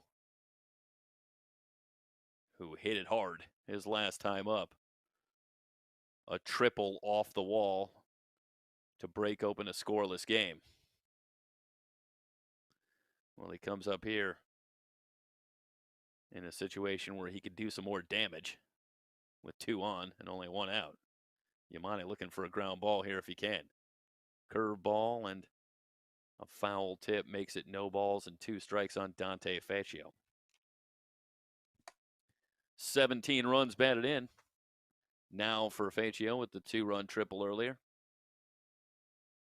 And the 17 RBIs continues to move him up the list. Now he's now into the top 5. He also ties Eric Burkle for the team lead. Another base hit here for Faccio. And another run batted in. Just out of reach for Casas. An RBI single for Faccio. He's now got 18 runs batted in on the season, 3 in the game.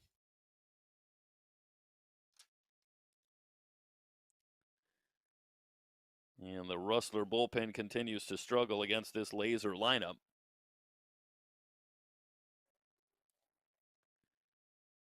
Now in 2/3 of an inning, the Rustler relievers have allowed 4 hits and a walk.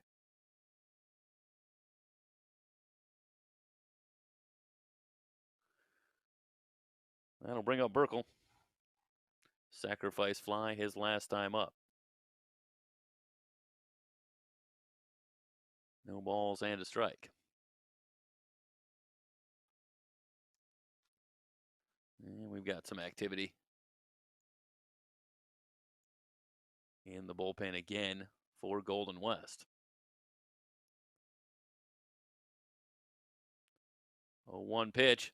Line drive, but right to McGran at third. He goes to second to double up the runner, and the Rustlers are out of the inning. Give you a view here from the first base line, and McGran at the hot corner comes up with it and able to get it to Jenkins covering. And we will head to the bottom of the 6th. It's a 5-2 lead for Irvine Valley. You're watching Rustler Baseball on SoCalCollegeSports.com.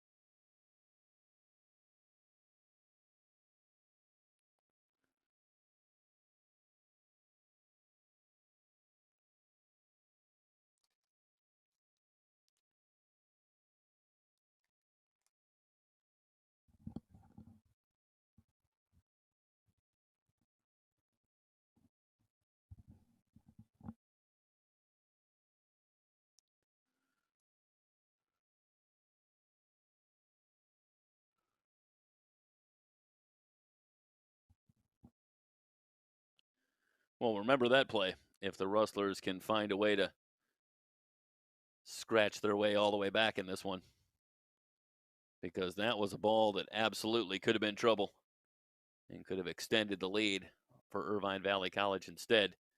Golden West comes to the plate, still trailing, but only 5-2 as they bat here in the bottom of the sixth. It'll be Lamar and Ovolji and Alfaro against Wegman.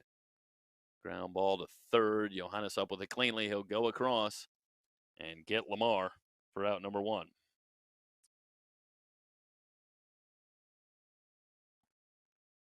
So Lamar retired to start the bottom of the sixth.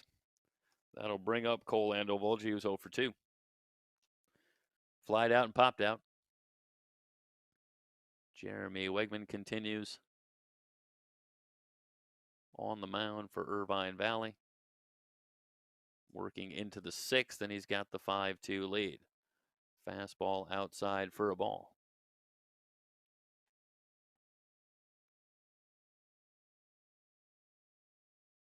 And Wegman's longest outing of the season was 6 innings against Saddleback a couple of weeks back.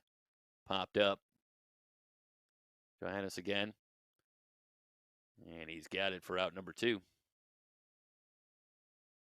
So one more out, and Wegman will have not only gotten out of the sixth, but will have equaled his longest outing of the season. We'll see if Kent Maydall wants to let him keep going. He's been outstanding through 5 2/3. Or if that'll be it, and it'll be turned over to the Laser bullpen. 2 down, bases empty. Sergio Alfaro, who's 1 for 2 at the plate for the Rustlers. Inside for a ball. And again, I see that action moving into the right-hander, and I wonder if we're not talking about something of a cut fastball from Wegman. See a lot of movement into the right-hander.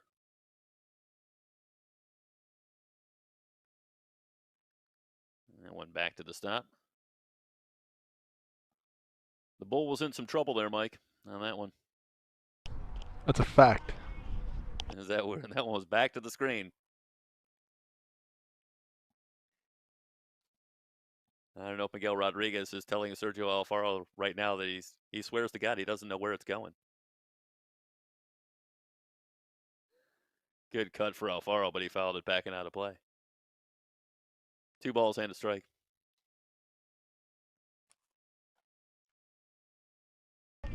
Balls to the backstop, new league record.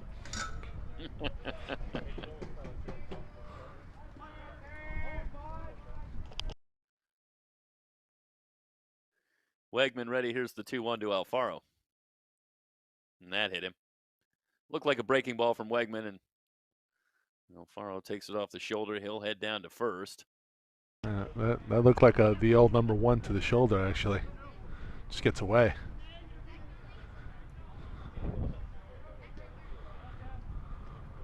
So a 2-out base runner for Golden West.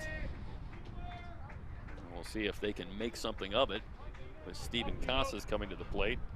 He's 0 for 1. He's flied out and walked.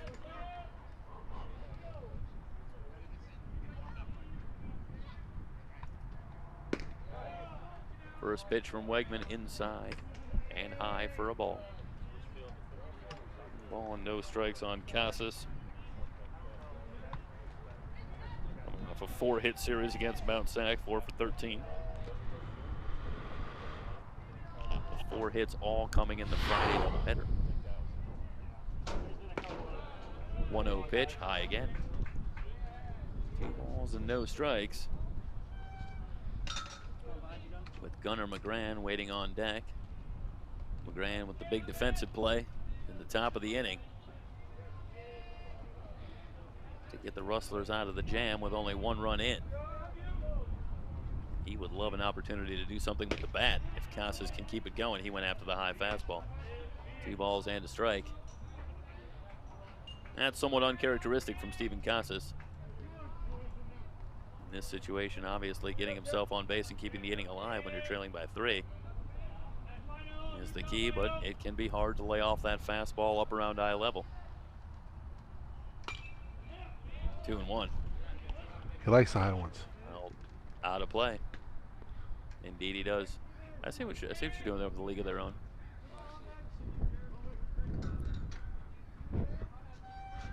You got a pretty deep repertoire, pretty varied on your baseball movies. You can go a lot of directions. Not as versed as you. 2-2 pitch. Pop foul and out of play again.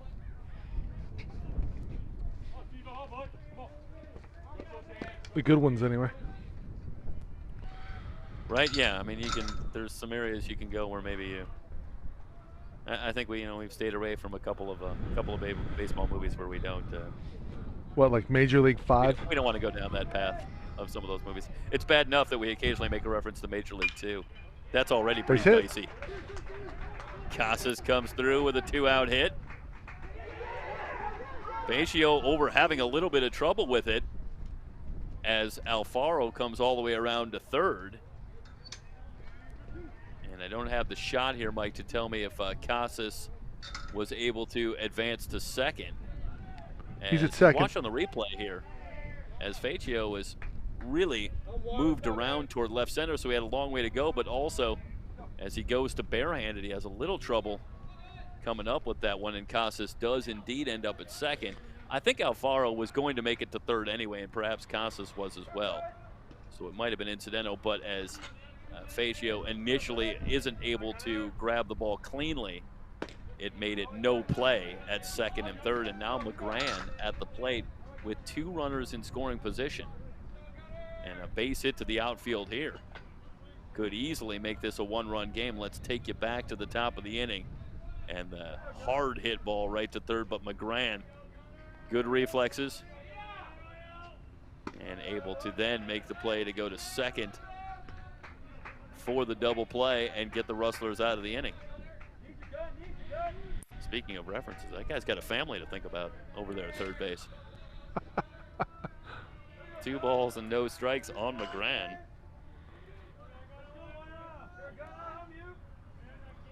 Rustlers looking to string something together here, all after 2 were out, and this one gets away from Rodriguez, and it's going to be a 5-3 game.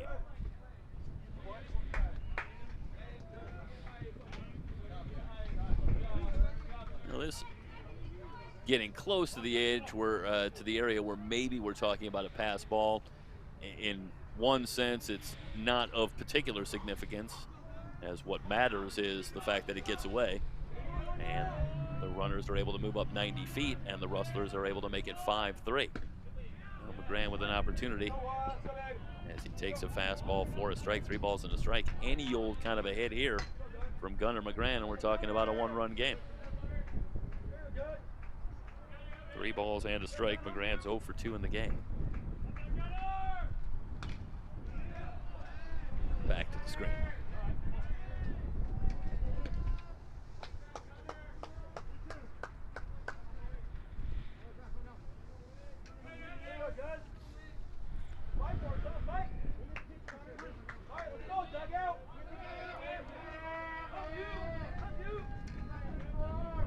Payoff pitch from Wegman.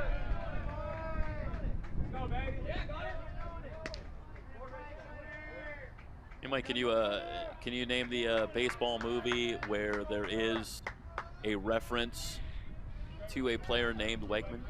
That's really tough trivia. Might not be the same spelling. Definitely. Speaking of bad baseball movies, 3-2 pitch to McGran. Back up the middle, it's a base hit. McGran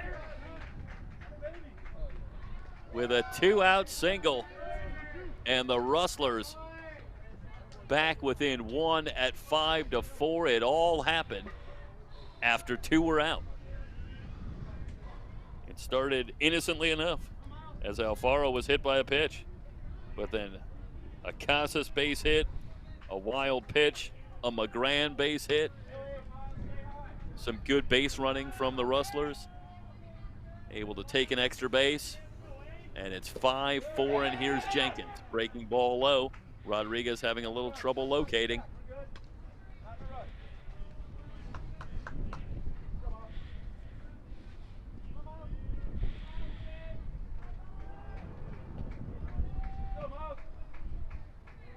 Well, Well, this is exactly what you would expect based on what we've seen all season long from Golden West. This is a team that just won't go away. This one back to the backstop. McGran will easily move into second, and now a base hit to the outfield to tie this one up. Interesting story about Golden West. Talked to Drew Ramos, and talked about out of the gate the first 3 weeks, 11 losses in 12 games, and the Rustlers, 6 of those losses, it should be pointed out, were by 1 run. So as they recounted, base hit. The team never really lost confidence. Jenkins with a base hit. McGran rounding third. They will wave him in. It's cut off. We're tied at 5.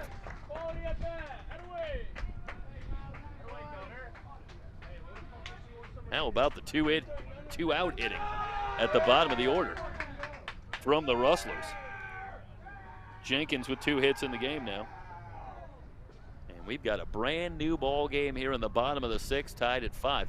Just to finish the story, the Rustlers, after the week 3, and we'll keep it here, after the week 3 series against Orange Coast, they were 1-11. And the team held not necessarily a team-only meeting, but more of kind of a team-only hangout. And they all got together and just hung out for a little while and went out and had some fun together. And Drew Ramos was making the point that, hey, during the pandemic, this was something that might happen with teams over the fall as they get ready for the upcoming season. But they didn't have that. This team didn't have that opportunity this year to really get together and form some friendships and get to know each other, not just as teammates, but as buddies on the team. And that this was one of their real first opportunities to do that. And that's what they chose to do of their own volition, really getting together just as a team. No coaches, no others involved, but just go out as a team and hang out. And ever since then, the results have picked up. Don't know if that we can directly infer causality. Could just be a correlation, but no doubt at that point the team gelled even further, and the results on the field have followed, and they have really picked it up and started to win ball games. But I thought it was an interesting story and a good reminder of really how different these times are, and that all of these teams are different than in any years past, as circumstances have dictated so many changes. And that's yet another one of this team that really wasn't able to get to know each other in the same way as teams often are in a preseason or a lead up to a season. Seth Bauer, the new pitcher for Irvine Valley. He comes on here in the bottom of the 6th as Wakeman gives way after 5 2/3 with the score tied at 5. Jenkins at first, and Orduno will be the batter.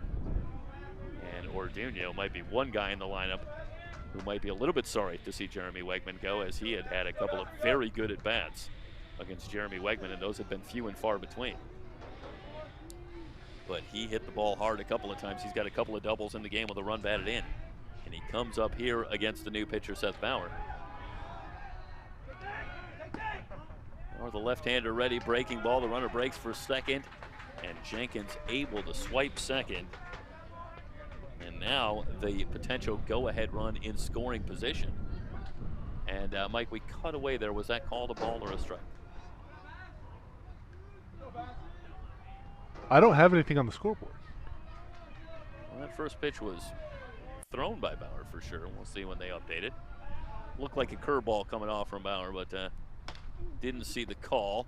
Line drive for Orduno on one hop. It's knocked down by Carey. Now it squirts away and into shallow center. Orduno digging hard. He'll make it to second. Jenkins never stopped. He rounds third, and he'll score. This off the end of the bat from Orduno. That's a tough play for Carey, as that ball obviously comes off with a lot of spin. Jenkins off on contact with 2 down. Error. And he's able to easily come around and score. And are they calling that an error, Mike? Error, just ate him up. Watch it again. That's pretty tough.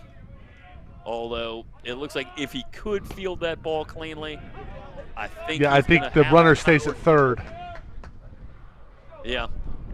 Runner holds at third. Yeah, is it potentially a single and an error? We'll have to count up the hits after the inning. Of more import is the fact that the run scores. and Golden West has come all the way back, and they now lead at 6-5 as Orduño plates Jenkins. Straight E6 is what I'm being told here, Jeffrey. Thank you, Coach. So they're calling that an error on carry. And the Rustlers will absolutely take it. And after trailing 4-0 and 5-2, they have come all the way back, and they have their first lead of the day at 6-5 with Galena at the plate. It's yet another smart play on the base pass, a good hustle play from Orduño, who never stops on that ball, and he gets himself into scoring position. If Galena can deliver a base hit, which he just did, this could mean another run for the Rustlers. Orduño around third. They'll never get him. He scores standing up. It's now 7-5.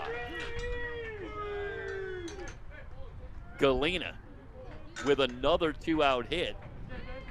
It's a 5-run inning, and again, all of it happens after 2 are out. Another RBI for Galena.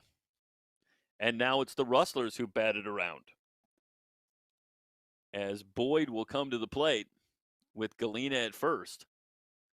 7-5 lead for Golden West. There goes the runner. Galena is going to easily make it to second. 1 ball and no strikes on Boyd. Another stolen base. This time for Galena.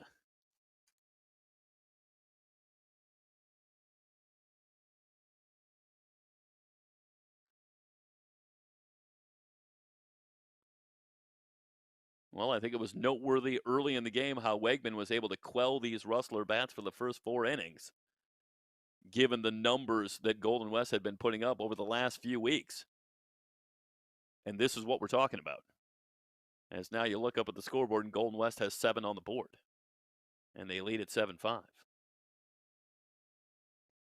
Now it's Boyd looking for a 2-out hit and perhaps another run. Fly ball center field. Wilkeson back in front of the track, and he will track it down to retire the side, but not before Golden West puts 5 on the board on 4 hits, 1 error, 1 left on base through 6 complete. Rustlers leading the Lasers 7-5. Golden West College Baseball at SoCalCollegeSports.com.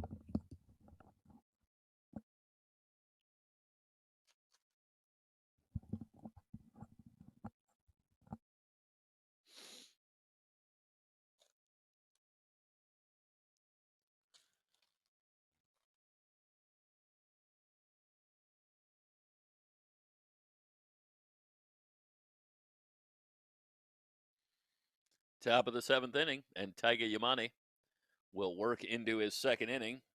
It'll be Dobson, Carey, and Schneller for the Lasers, who for the first time today stare down a deficit in this one. They're down 7-5. Yamane bounces that one in for ball 1. Dobson 1 for 1, a single and a couple of walks. Kyle Dobson, the sophomore. Ready. Here's the 1-0 on the inside corner for a strike. 1 ball and 1 strike, and look at how Yamane is able to locate on the inside corner.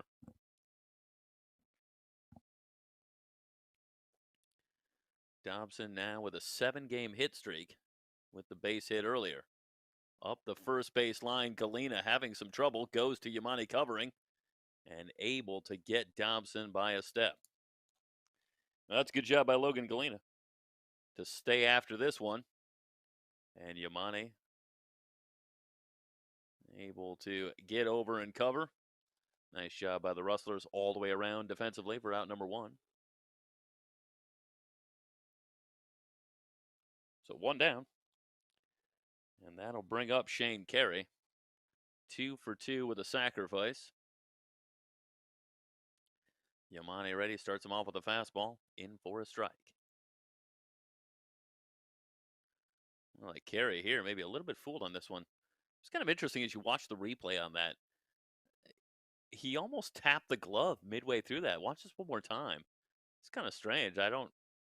Little like off the knee, then almost a little tap in the glove, and Carey's swing looked like he was very uncomfortable with it. As Yamane back to the curveball, no balls and 2 strikes, and it was a little bit strange all the way around. You wonder if Carey wasn't deeply thrown off by that strange delivery from Yamane. Here's the 0-2. Got him. 3 pitches, 3 strikes. And Carey retired for out number 2. Well, that's a good start for Yamane here in the 7th. And sometimes you see that where a pitcher is struggling somewhat, as Yamane was, I think, in the 6th. But isn't it amazing how a big defensive play can sometimes settle those nerves a little bit and help a pitcher get himself settled in out on the mound, because he has looked like a different pitcher so far to the first 2 batters here in the 7th. Breaking ball low. 1 ball, no strikes on Schneller, who's 1 for 3, a base hit his last time up.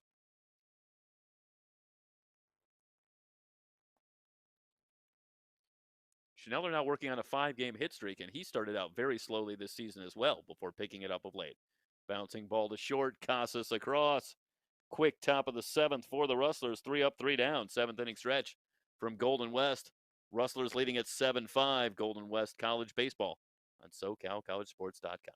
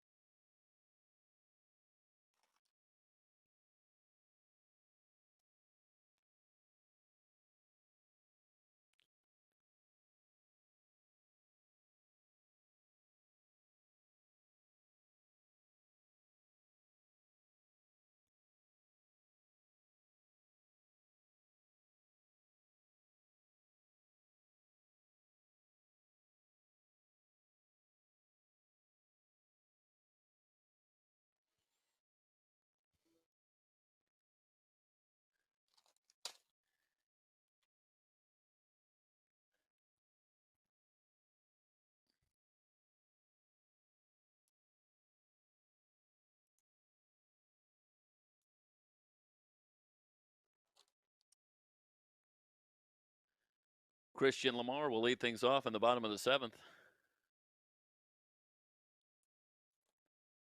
It'll be Lamar, Andovolchi, and Alfaro for the Rustlers, who lead at 7-5.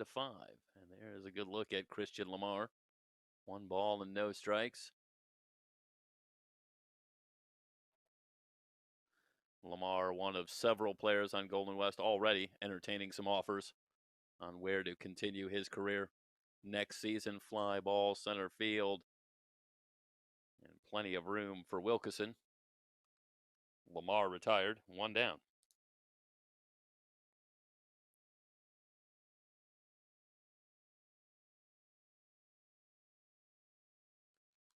mentioned in our earlier coverage of the season that Lamar not only a standout on the diamond, but the GPA up at 4.0, and he's getting a lot of interest, both in terms of baseball and certainly academically as well. Shallow left and playable for Faccio, and Ando Volgi retired on the first pitch. Quickly 2 down for Seth Bauer, the left-hander, on in relief of Jeremy Wegman. And you know, for Bauer, it's an interesting case. It's a little bit of a hard luck outing. It was a tough play, I think, for Carey on the ball off the bat of Orduño, but arguably, if Carey had come up with that cleanly, they might have gotten out of the inning. So Bauer's now worked a full inning, and arguably, maybe shouldn't have allowed anything. But the error does keep that inning alive. Galena does add an RBI single, and that's the difference in the game right now. 1-1. The count on Alfaro, who's 1 for 2. He's also been hit by a pitch. And we'll take you back to that play. And again, I think this is just a ball off the end of the bat, and looked to me like there was a lot of spin on that ball. But I think what ends up really making that an error in terms of the scoring is the fact that Carey has it get through the wickets, it looked like, or just slide past the 2-1 center field, and that allows the runners to move up. Thanks, Mike. Fly ball, Won't matter.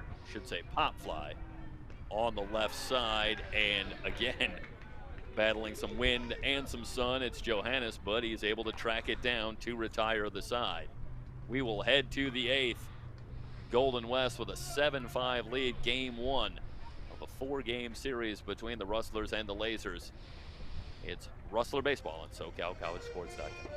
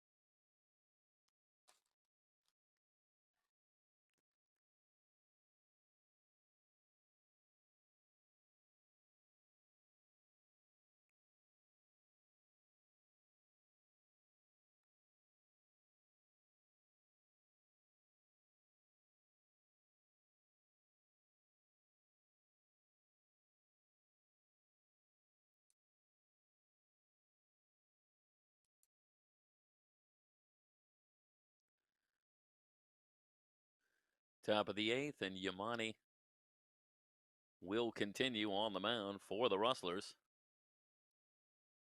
Came on to start the 6th. He's worked a couple of innings as the Rustlers have come back to grab a 7-5 lead after they trailed at 5-2. Rodriguez will lead things off in the curveball inside. He's hit by the pitch, and the leadoff man aboard for the Lasers. Think back to how the 2-out hit by pitch led to 5 runs for Golden West in the bottom of the 6th inning. And Rustler fans certainly hoping history doesn't repeat itself from the most humble beginnings. That'll bring up Wilkeson, looking to lay one down. Yamani on the short hop will go to first to retire Wilkeson. Interesting as Kent made all perhaps thinking 1 run here, even though it's in the 8th inning. Time is running short, but they'll trade the out and move that runner to second. That'll bring up Haggerty, who's 1 for 4, had a double back in the 5th.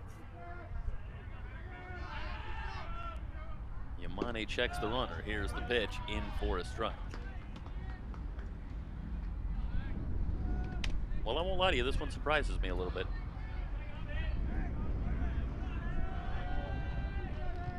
Wilkerson has been swinging the bat very well of late. 1 for 1 with a couple of walks. I suppose it is entirely possible that Wilkerson was trying to bunt his way on with a hit. Bouncing ball to first. Galena will take it himself. 2 down.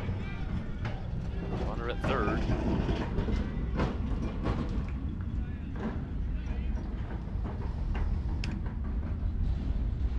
Johannes, who's 2 for 4 in the game, a couple of infield hits. Looking to pick up Rodriguez at third with 2 down. And draw the Lasers back within a run. Yamane ready. Curveball in for a strike.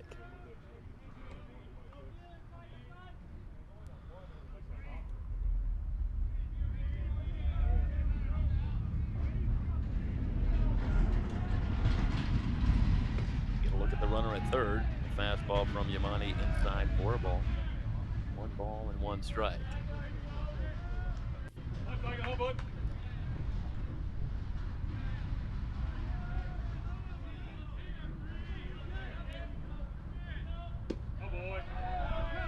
At the knees, called strike 2.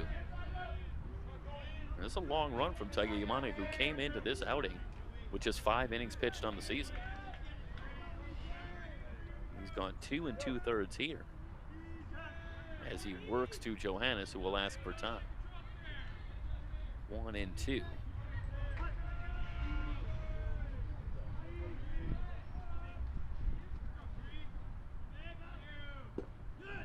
Yamane ready. Misses low.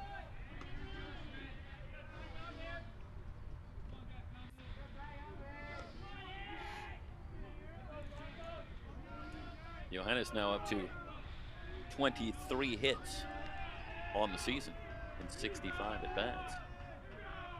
That has him in the top 5 in hits. Looking for another one here. Driven to deep left. Alfaro's never going to get there. This one will get to the track. 1 run will score. Johannes going to head into second. And he will hold there with a 2-out double. So the Lasers creep back within 1 on the 2-out RBI double from Ethan Johannes. Hung one. Yeah, the breaking ball up in the zone, absolutely.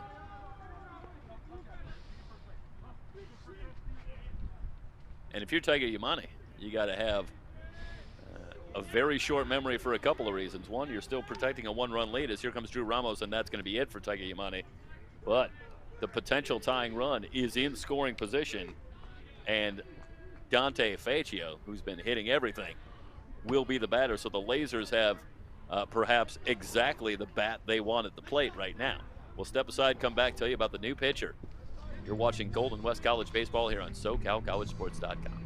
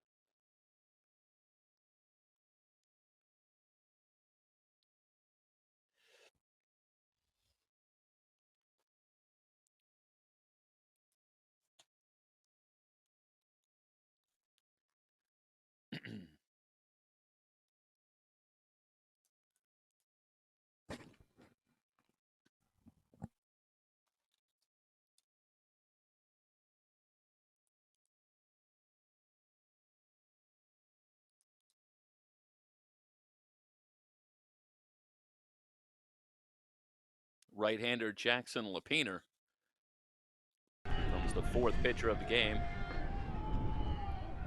for the Rustlers comes in, making his 7th appearance, the record 3-0, an ERA of 2.00. In 9 innings, he's allowed 5 hits, walked 7, struck out 7.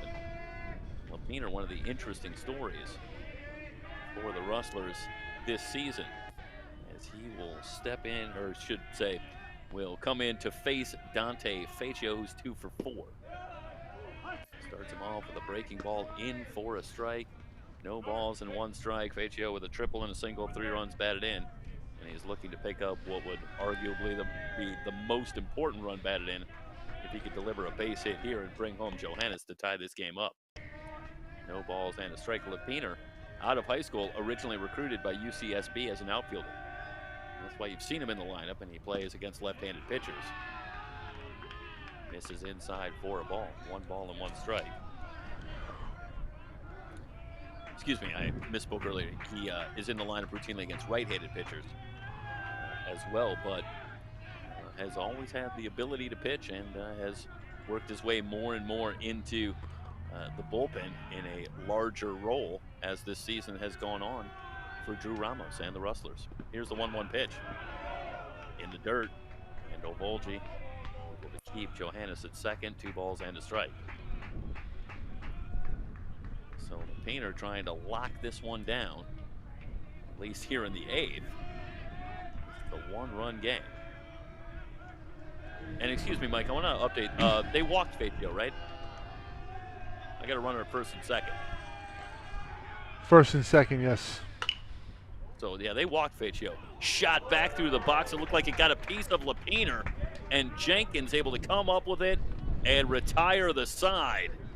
As he goes to second for the force. It was Burkle at the plate. While they were bringing in Lapiner, they did give the pass to Faccio and elected to take their chances with Burkle, who hit it pretty hard.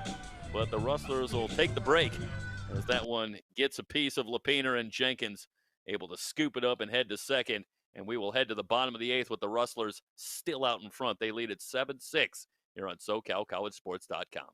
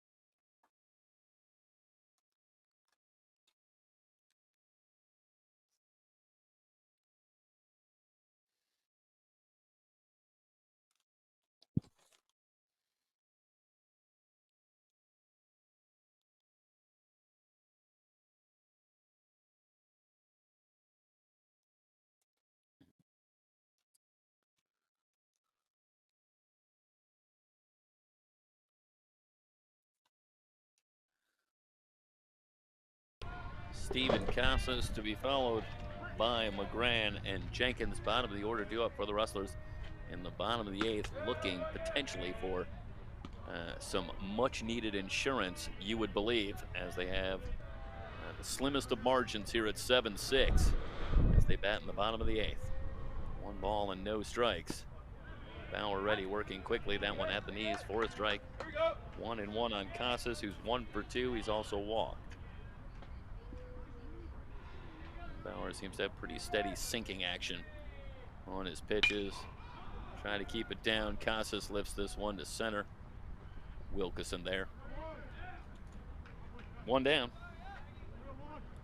And that'll bring up McGran. Bauer came on in relief of Wegman in the 6th. He's now worked 1 2/3. He'll try to hold the Rustlers right here and give the Lasers one more chance. McGran had a big RBI single his last time up, keeping the 6th alive. At the time, the McGran hit brought the brought the Rustlers back within 1 at 5-4. They would go on to play 3 more and take a 7-5 lead as we take you back to McGrann's glove work. And the big play, that back in the top of the 6th, and at the time that kept it at 5-2. But you just had the feeling that play might end up being pivotal in this one, and certainly the way it shakes out right now, that is one of the big plays in this game. As McGrann comes up with the line drive, and able to turn it into a double play, and what could have easily been another run for the Lasers and another opportunity to add more turns into just the end of the inning, and the Rustlers coming to bat where they would make the most of it. 2-2 as the curveball misses.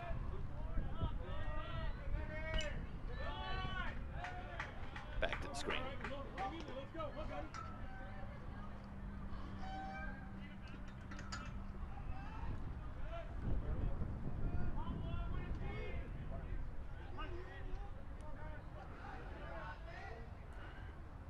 Here's the 2-2 pitch to McGrann.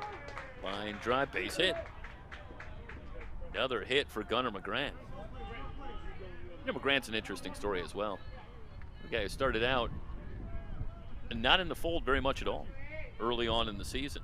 Seen some more time as injuries have become a factor, but how about this? McGrann was close to declaring a redshirt season here in 2021. The feeling was the Rustlers were pretty deep in the infield. There wasn't going to be a lot of opportunity for McGrann on a short season that could be even shorter. It's so easy to forget that at the start of this season, there was a thought that they might not even give in as many games as they hoped to, and indeed as they've been able to get into. So McGrann was really thinking about making this a redshirt season.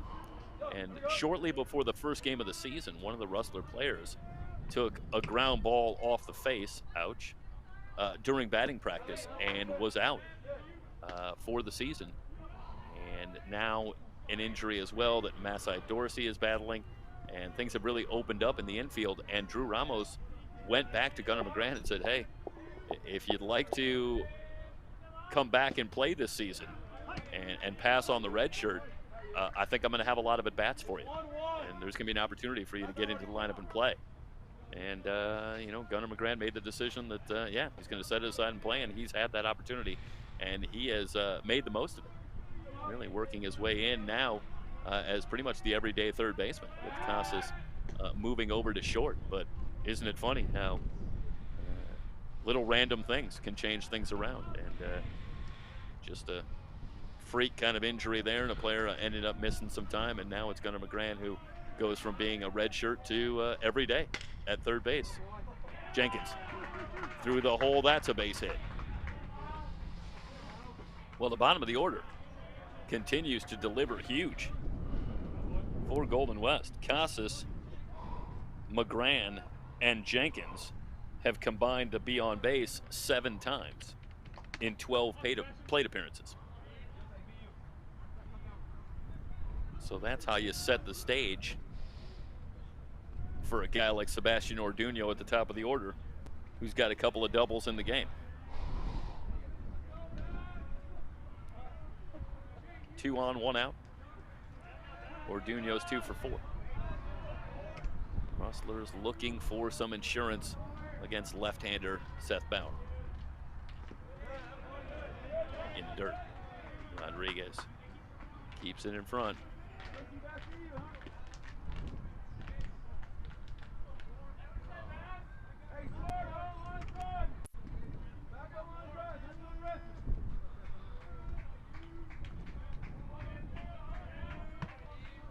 There is Sebastian Orduño, creeping ever closer to an OBP of 500. He's been on base 2 times in 4 trips. At the knees for a strike.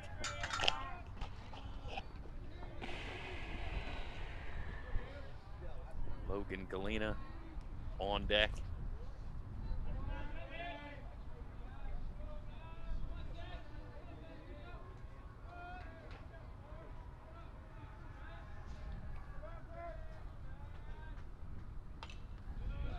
One pitch back to the screen.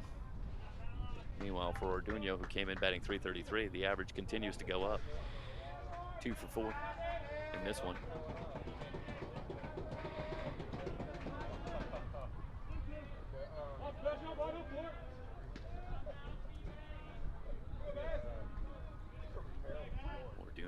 has hit in 8 straight.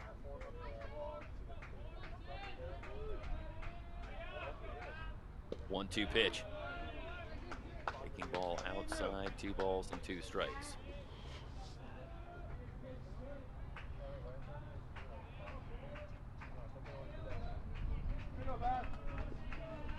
It takes a lot of confidence in your command of the strike zone for Orduña. That's a good curveball from Bauer, just off the outside corner, but Orduña took that one like he knew it was going to be a ball, and he follows it up with a fly ball to left center. It's Wilkeson moving to his right, and he's got it for out number 2. And that one hung up in the air just a little too long for Orduña. Looking for that left center field gap, and Wilkeson tracks it down. 2 down. Runner still at first and second, and it's Galena who will try to pick him up. Galena's 1 for 3. RBI single his last time up. He's got a couple of runs batted in the game.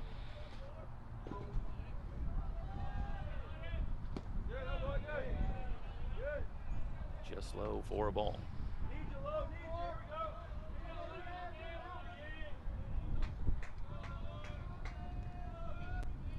Galena now up to 14 runs batted in. And again, this is a replay of the RBI single his last time up on the right. Now we'll bring you back to live action with a 1-0 count. Now 2 down. Grant will be moving on contact. See if Galena can get a base hit to the outfield in the dirt. Looks like he went around. Started to offer, and we'll show you the replay here. And yeah, looks like a good call from that angle. At first glance, it didn't look like he offered so much at that pitch, but I don't think there's any question, at least from that angle, that you saw the wrist break there, and that bat definitely crossed the plane.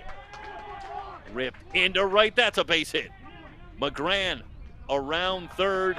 Here comes the throw, he's safe. And Golden West picks up an insurance run on another RBI single from Galena.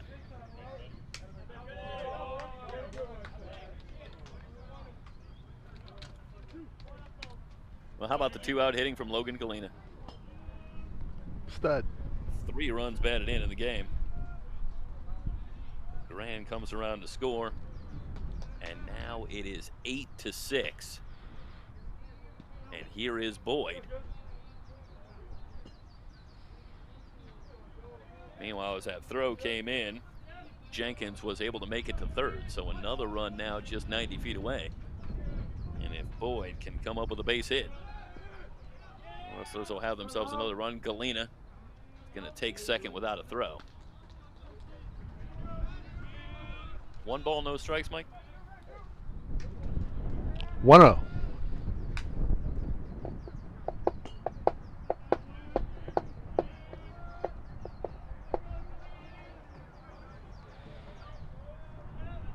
Bauer ready. Curveball high. 2 balls, no strikes. Christian Lamar would be next.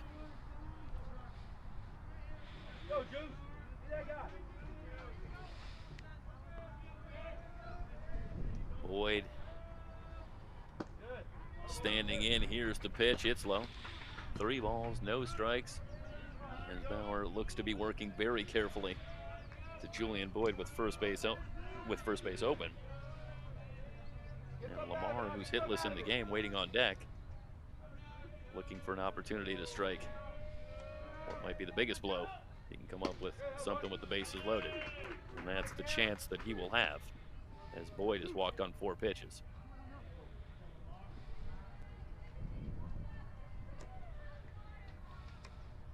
Well, Rodriguez is going to come out, but they're given pretty long rein here for Seth Bauer. There is some activity. Well, no. Now here comes Kent Maydell. So he hadn't quite entered the picture yet. Sorry there, Story. Looking at this one from center field, and Kent Maydell, well, he doesn't run out there. There's no reason to. I got it. So they will make the move, and it'll be a new pitcher for Irvine Valley. Let's just keep it here for a second and try to get you the information on the new pitcher. Cruz Barrios. And Cruz Barrios, indeed, making his 7th appearance on the season. Barrios with no record, 12 innings pitched, an ERA of 7.50. In 12 innings, he's allowed 8 hits, walked 11, struck out 10. So here comes Cruz Barrios with 11 walks in 12 innings, and he comes in with the bases loaded. So he doesn't have any place to put Christian Lamar. As the Rustlers trying to give themselves some more breathing room. They lead at 8-6 as they bat here in the bottom of the 8th.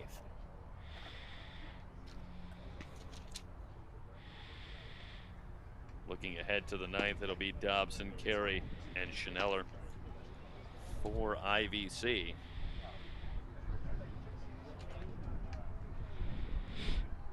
Rustlers trying to move their record to 9-12 on the season. Looking for their 8th win in their last 9 games.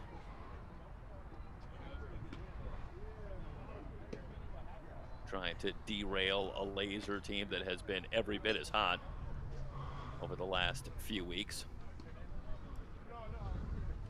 Coming off a sweep themselves of Santa Ana College.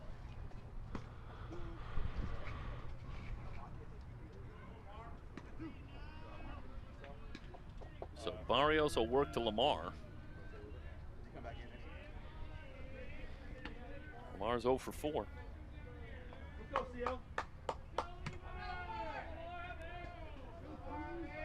And just 1 hit in the series against Mount San Antonio College, so Christian Lamar perhaps due. In dirt from Barrios for ball 1.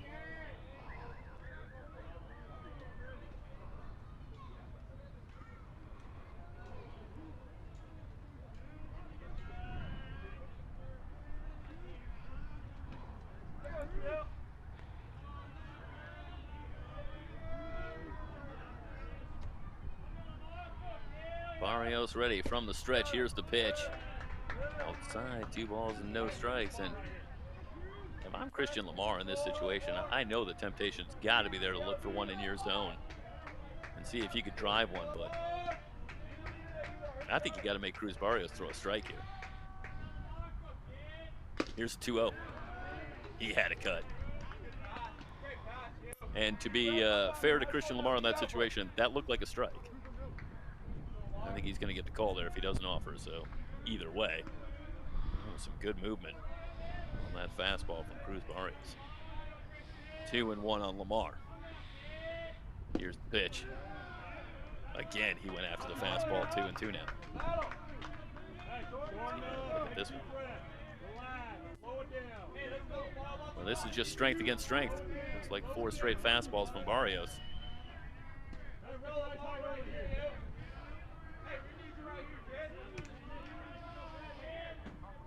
Here's the 2-2 pitch. Back to the fastball again, and Lamar able to just foul this one off. Look at Barrios here. You got to stay with the fastball.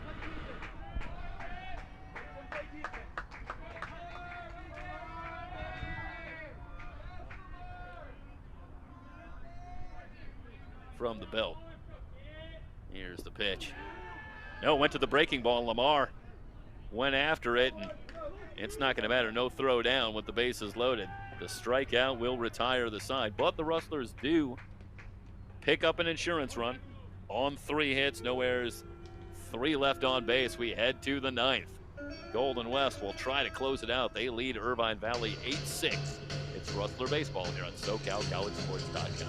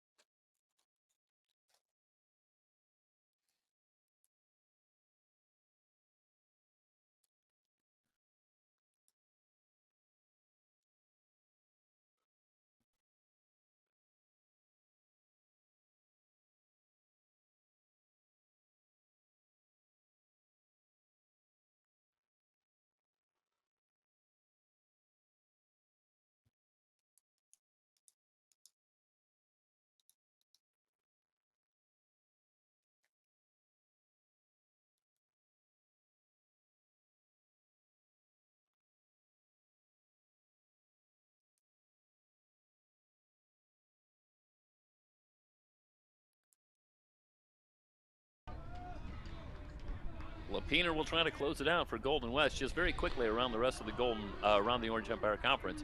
They're in the top of the 8th, Saddleback and Santa Ana tied at 6. Bottom of the 7th, Fullerton on top of Mount Sac, 10-3. And top 2 teams in the conference meeting, Orange Coast at Cypress, and it's the Pirates who lead at 9-5 in the top of the 9th. Lapiner ready. First pitch at the knees for strike 1. For Lapiner. Trying to close this one out, looking for his first save of the season, just the second for the Rustlers as a team. And again, that's been an unfortunate storyline this season for the Rustlers, is that they have been in a number of close games this season. 1-6 on the season in 1-run games. So the close games, and they haven't caught all the breaks. Otherwise, this possibly could have been a very different season record-wise, as more and more they're evening up their record and getting closer. But easy to forget in our discussion with Drew Ramos that he said, hey, in those first 3 weeks, yeah, we were 1-11, but there was a lot of 1-run games, and against Orange Coast and against Santa Ana in weeks 1 and 3, we definitely didn't feel like the second best team on the field. We felt like we were absolutely in those series. We just weren't getting the breaks, and the 1-run games were going against us. I said, hey, in week 2 against Saddleback, we played some bad baseball. That was just not one of our best weeks, but overall, that was part of where they still had that confidence, even though the record didn't always seem to match up. But they've had a lot of close games this season, but as the season's gone on, they've started to fare better in those close games, and they're picking up some wins now. Looking for another one here as they lead at 8-6. Dobson takes this one inside, almost got him. 2 balls and 2 strikes. Just a couple of quick thank yous, as always, to Danny Johnson and Tim Bremen at Golden West College for all of their support, bringing in Rustler baseball here on SoCalCollegeSports.com. Very special thanks to Drew Ramos, who brought us out here again for this game. This was bonus coverage somewhat this season of Rustler baseball. Dobson going after the breaking ball. He's down on strikes for out number 1. So Drew was nice enough to talk to us again this week and bring us out here to provide a little more coverage of Rustler baseball this season. And it's been fun. So 1 down. And that'll bring up Carey, who's 2 for 3. Couple of singles and a sacrifice bunt. Right now we're slated to come back on the 27th. That's affirmative. Against Cypress College. That'll be the Game 2 matchup. That'll be Thursday. And we'll have that game for you. So no balls and a strike on Carey. Mike, jump in if there's anything else, anybody else you want to make sure that we mention. Swung on and missed. Andrew Yapati always helps us out, friend of the program, equipment manager here at Golden West, and just pleasure to be around too. Just a great program. They've done a lot of really good things here, and we're excited to come back in the fall. Curveball low, 1-2. Yeah, this is a big win if the Rustlers can get it against an Irvine Valley team that's 8-1 in their last 9 conference games, 6-0-1 in their last 7 overall. Breaking ball low for a ball. Carey does a good job laying off. 2-2. Jackson looks like he's thinking, how do you lay off that? Wait, how do guys lay off pitches this close? I notice you're not asking me to give you the answer to the Wegman question, and it's good because it's going to be embarrassing for both of us. What is it, like Major League back to the minors or what? Could arguably be worse. Jammed him. Casas there. 2 down. That's great location from Lapiner, and now the Rustlers are 1 out away. It's a little big league. Ah. So 2 down. See again, this one tailing inside, and he was able to get in on the hands of Carey. Retired on the easy pop out, and now Schneller represents the last hope for the Lasers, who are in danger of seeing their streak without a loss end at 7 games. They've had, in a statistical oddity, 2 ties this season in the Game 3 matchups that are slated for 7 innings, non-conference matchups each week.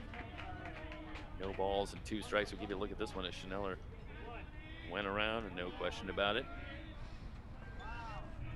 So now the Rustlers are just 2 strikes away. It's 0-2. Sorry, 1 strike away, excuse me. I don't know, 2 count. And tries the curveball. 1 ball, 2 strikes. Schneller's 1 for 4.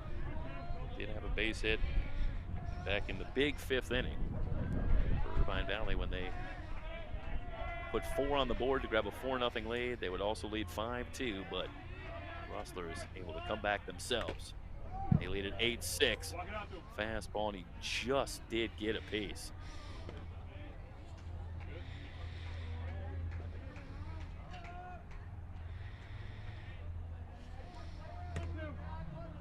Well, that looked like Lapina with a pretty good setup pitch. He worked that one high and inside with the fastball. Let's see if he looks for that outside corner against Schneller to try and finish it off. 1-2, nope, back inside, and the curveball gets him. So we will continue.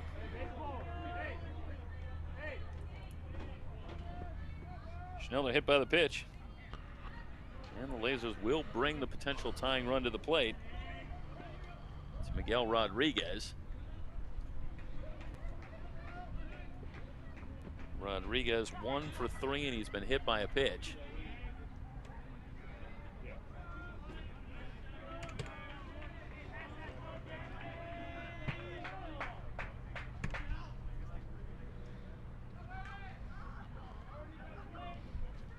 Pinch runner. Joey Lapola. Lapola splits time in center field for the Lasers. Will replace Schneller at first, but the main run here stands at the plate, and Miguel Rodriguez in an 8-6 game. No balls and a strike.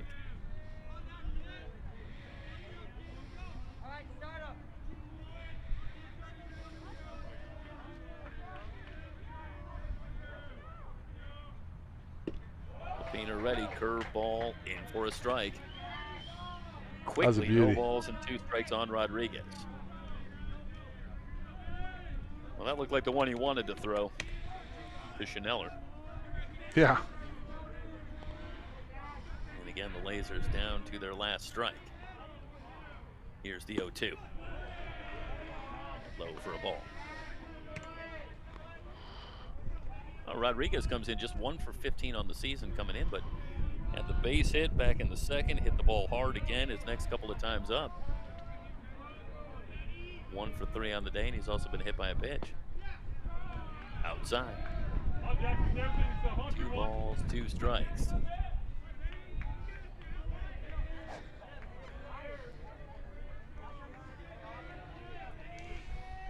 Teams will meet again on Thursday. That'll be here, and then they'll move to Irvine Valley, Great Park, for a doubleheader on Friday. Ground ball, McGran able to dive and come up with it. The throw across, Galena stretches, but he's pulled off the bag. So Rodriguez is safe. McGran lays out to keep this one on the infield. And he might have a chance here if he could get, and he definitely does, if the throw is online, but Galena pulled off the bag. And we'll see how they end up scoring that. It's 2 on. And if they're going to call that a throwing error on McGran, or they're going to call that a base hit, Mike? Either way, now the Lasers have the potential go-ahead run at the plate. The time run is first with 2 down. Oh, error. There was an error. Okay. Okay, so it's going to go down as a throwing error on McGran. What a job he did to come up with that ball, diving to his left. But despite having the time, if he gets to his feet to make that throw, the throw was offline. And Rodriguez safe, so we will continue with 2 on now. And now a ball to the gap from Wilkeson, and we could be talking about a tie game. 1-1. Bradley Wilkeson, no home runs on the season, 9 runs batted in. Of his 10 hits on the season, just 1 is for extra bases. He's got 1 double. 1-1 the count. Lapiner, who's been 1 strike away on 2 occasions, trying to close out the Lasers and game 1 of this series. Line drive into left, shoestring catch. No. It was Alfaro moving in. Let's watch the replay as Alfaro was positioned well. Boy, that is right off the shoe tops, and it looks like he just traps it. Boy, that is amazingly close. Looked like a good call on a trap as Alfaro comes up with that ball cleanly, but on the trap. One more look. I think right there. Boy, oh boy, that's close. So it'll go down as a hit for Wilkeson, his second hit. I mean, I think that clearly hits the ground. We'll watch it here. Yeah, it looked to me like a good call. It is tough. So they're loaded now. And all after 2 were out. A hit by pitch, an error, and a base hit. And that will bring up Haggerty, who's 1 for 5. So Jack Haggerty now with a chance to be the hero for the Lasers. Trail it by 2, curveball in for a strike. That is a tough break for Golden West because Alfaro was clearly in a couple of steps and left. And he got a great jump. And that's a ball that's going to be absolutely a clean base hit 99% of the time. But Alfaro was positioned so well that he almost came up and robbed him of a hit. Quickly 0-2 once again. The Rustlers 1 strike away. Now, just as the Rustlers wouldn't go away when they were down 4-0 and 5-2. The Lasers, who come in red hot and a confident ball club, they're not going to go away. 0-2 on Haggerty. Lapina ready. Here's the pitch. Fouled away. How big's that RBI from Galena? The bottom of the 8th. You had the decided feeling that some insurance was going to perhaps be critical. And absolutely.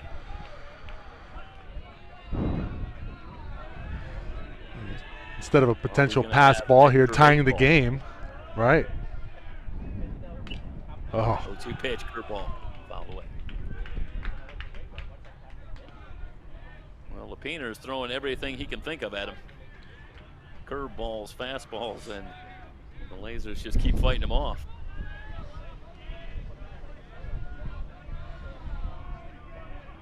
Let's see a fastball up and out of the zone. See if we can get Haggerty to chase it. 0-2, curveball. Ground ball to first, Galena. He's got it to race to the bag, and Galena wins it. 8-6 the final. As Galena wasn't sure if that was going to be to Lapiner or himself. And he says, I've got it. And indeed, the Rustlers have got it here in game 1. An 8-6 final. And Golden West now 9-12 on the season. Irvine Valley drops to 9-10-2. Another conference win for Golden West. And they take game 1. These same 2 teams will be back at it on Thursday. Mike, you got anything else before we sign off? That's it, buddy. Great job as always. And again, thank you to all the parties involved making this happen for you. Golden West Athletics Baseball here from Fred Hoover Field. 8-6 the final. Golden West over IVC. For everybody here at SoCal College Sports, CCCAA.com. So long, everybody.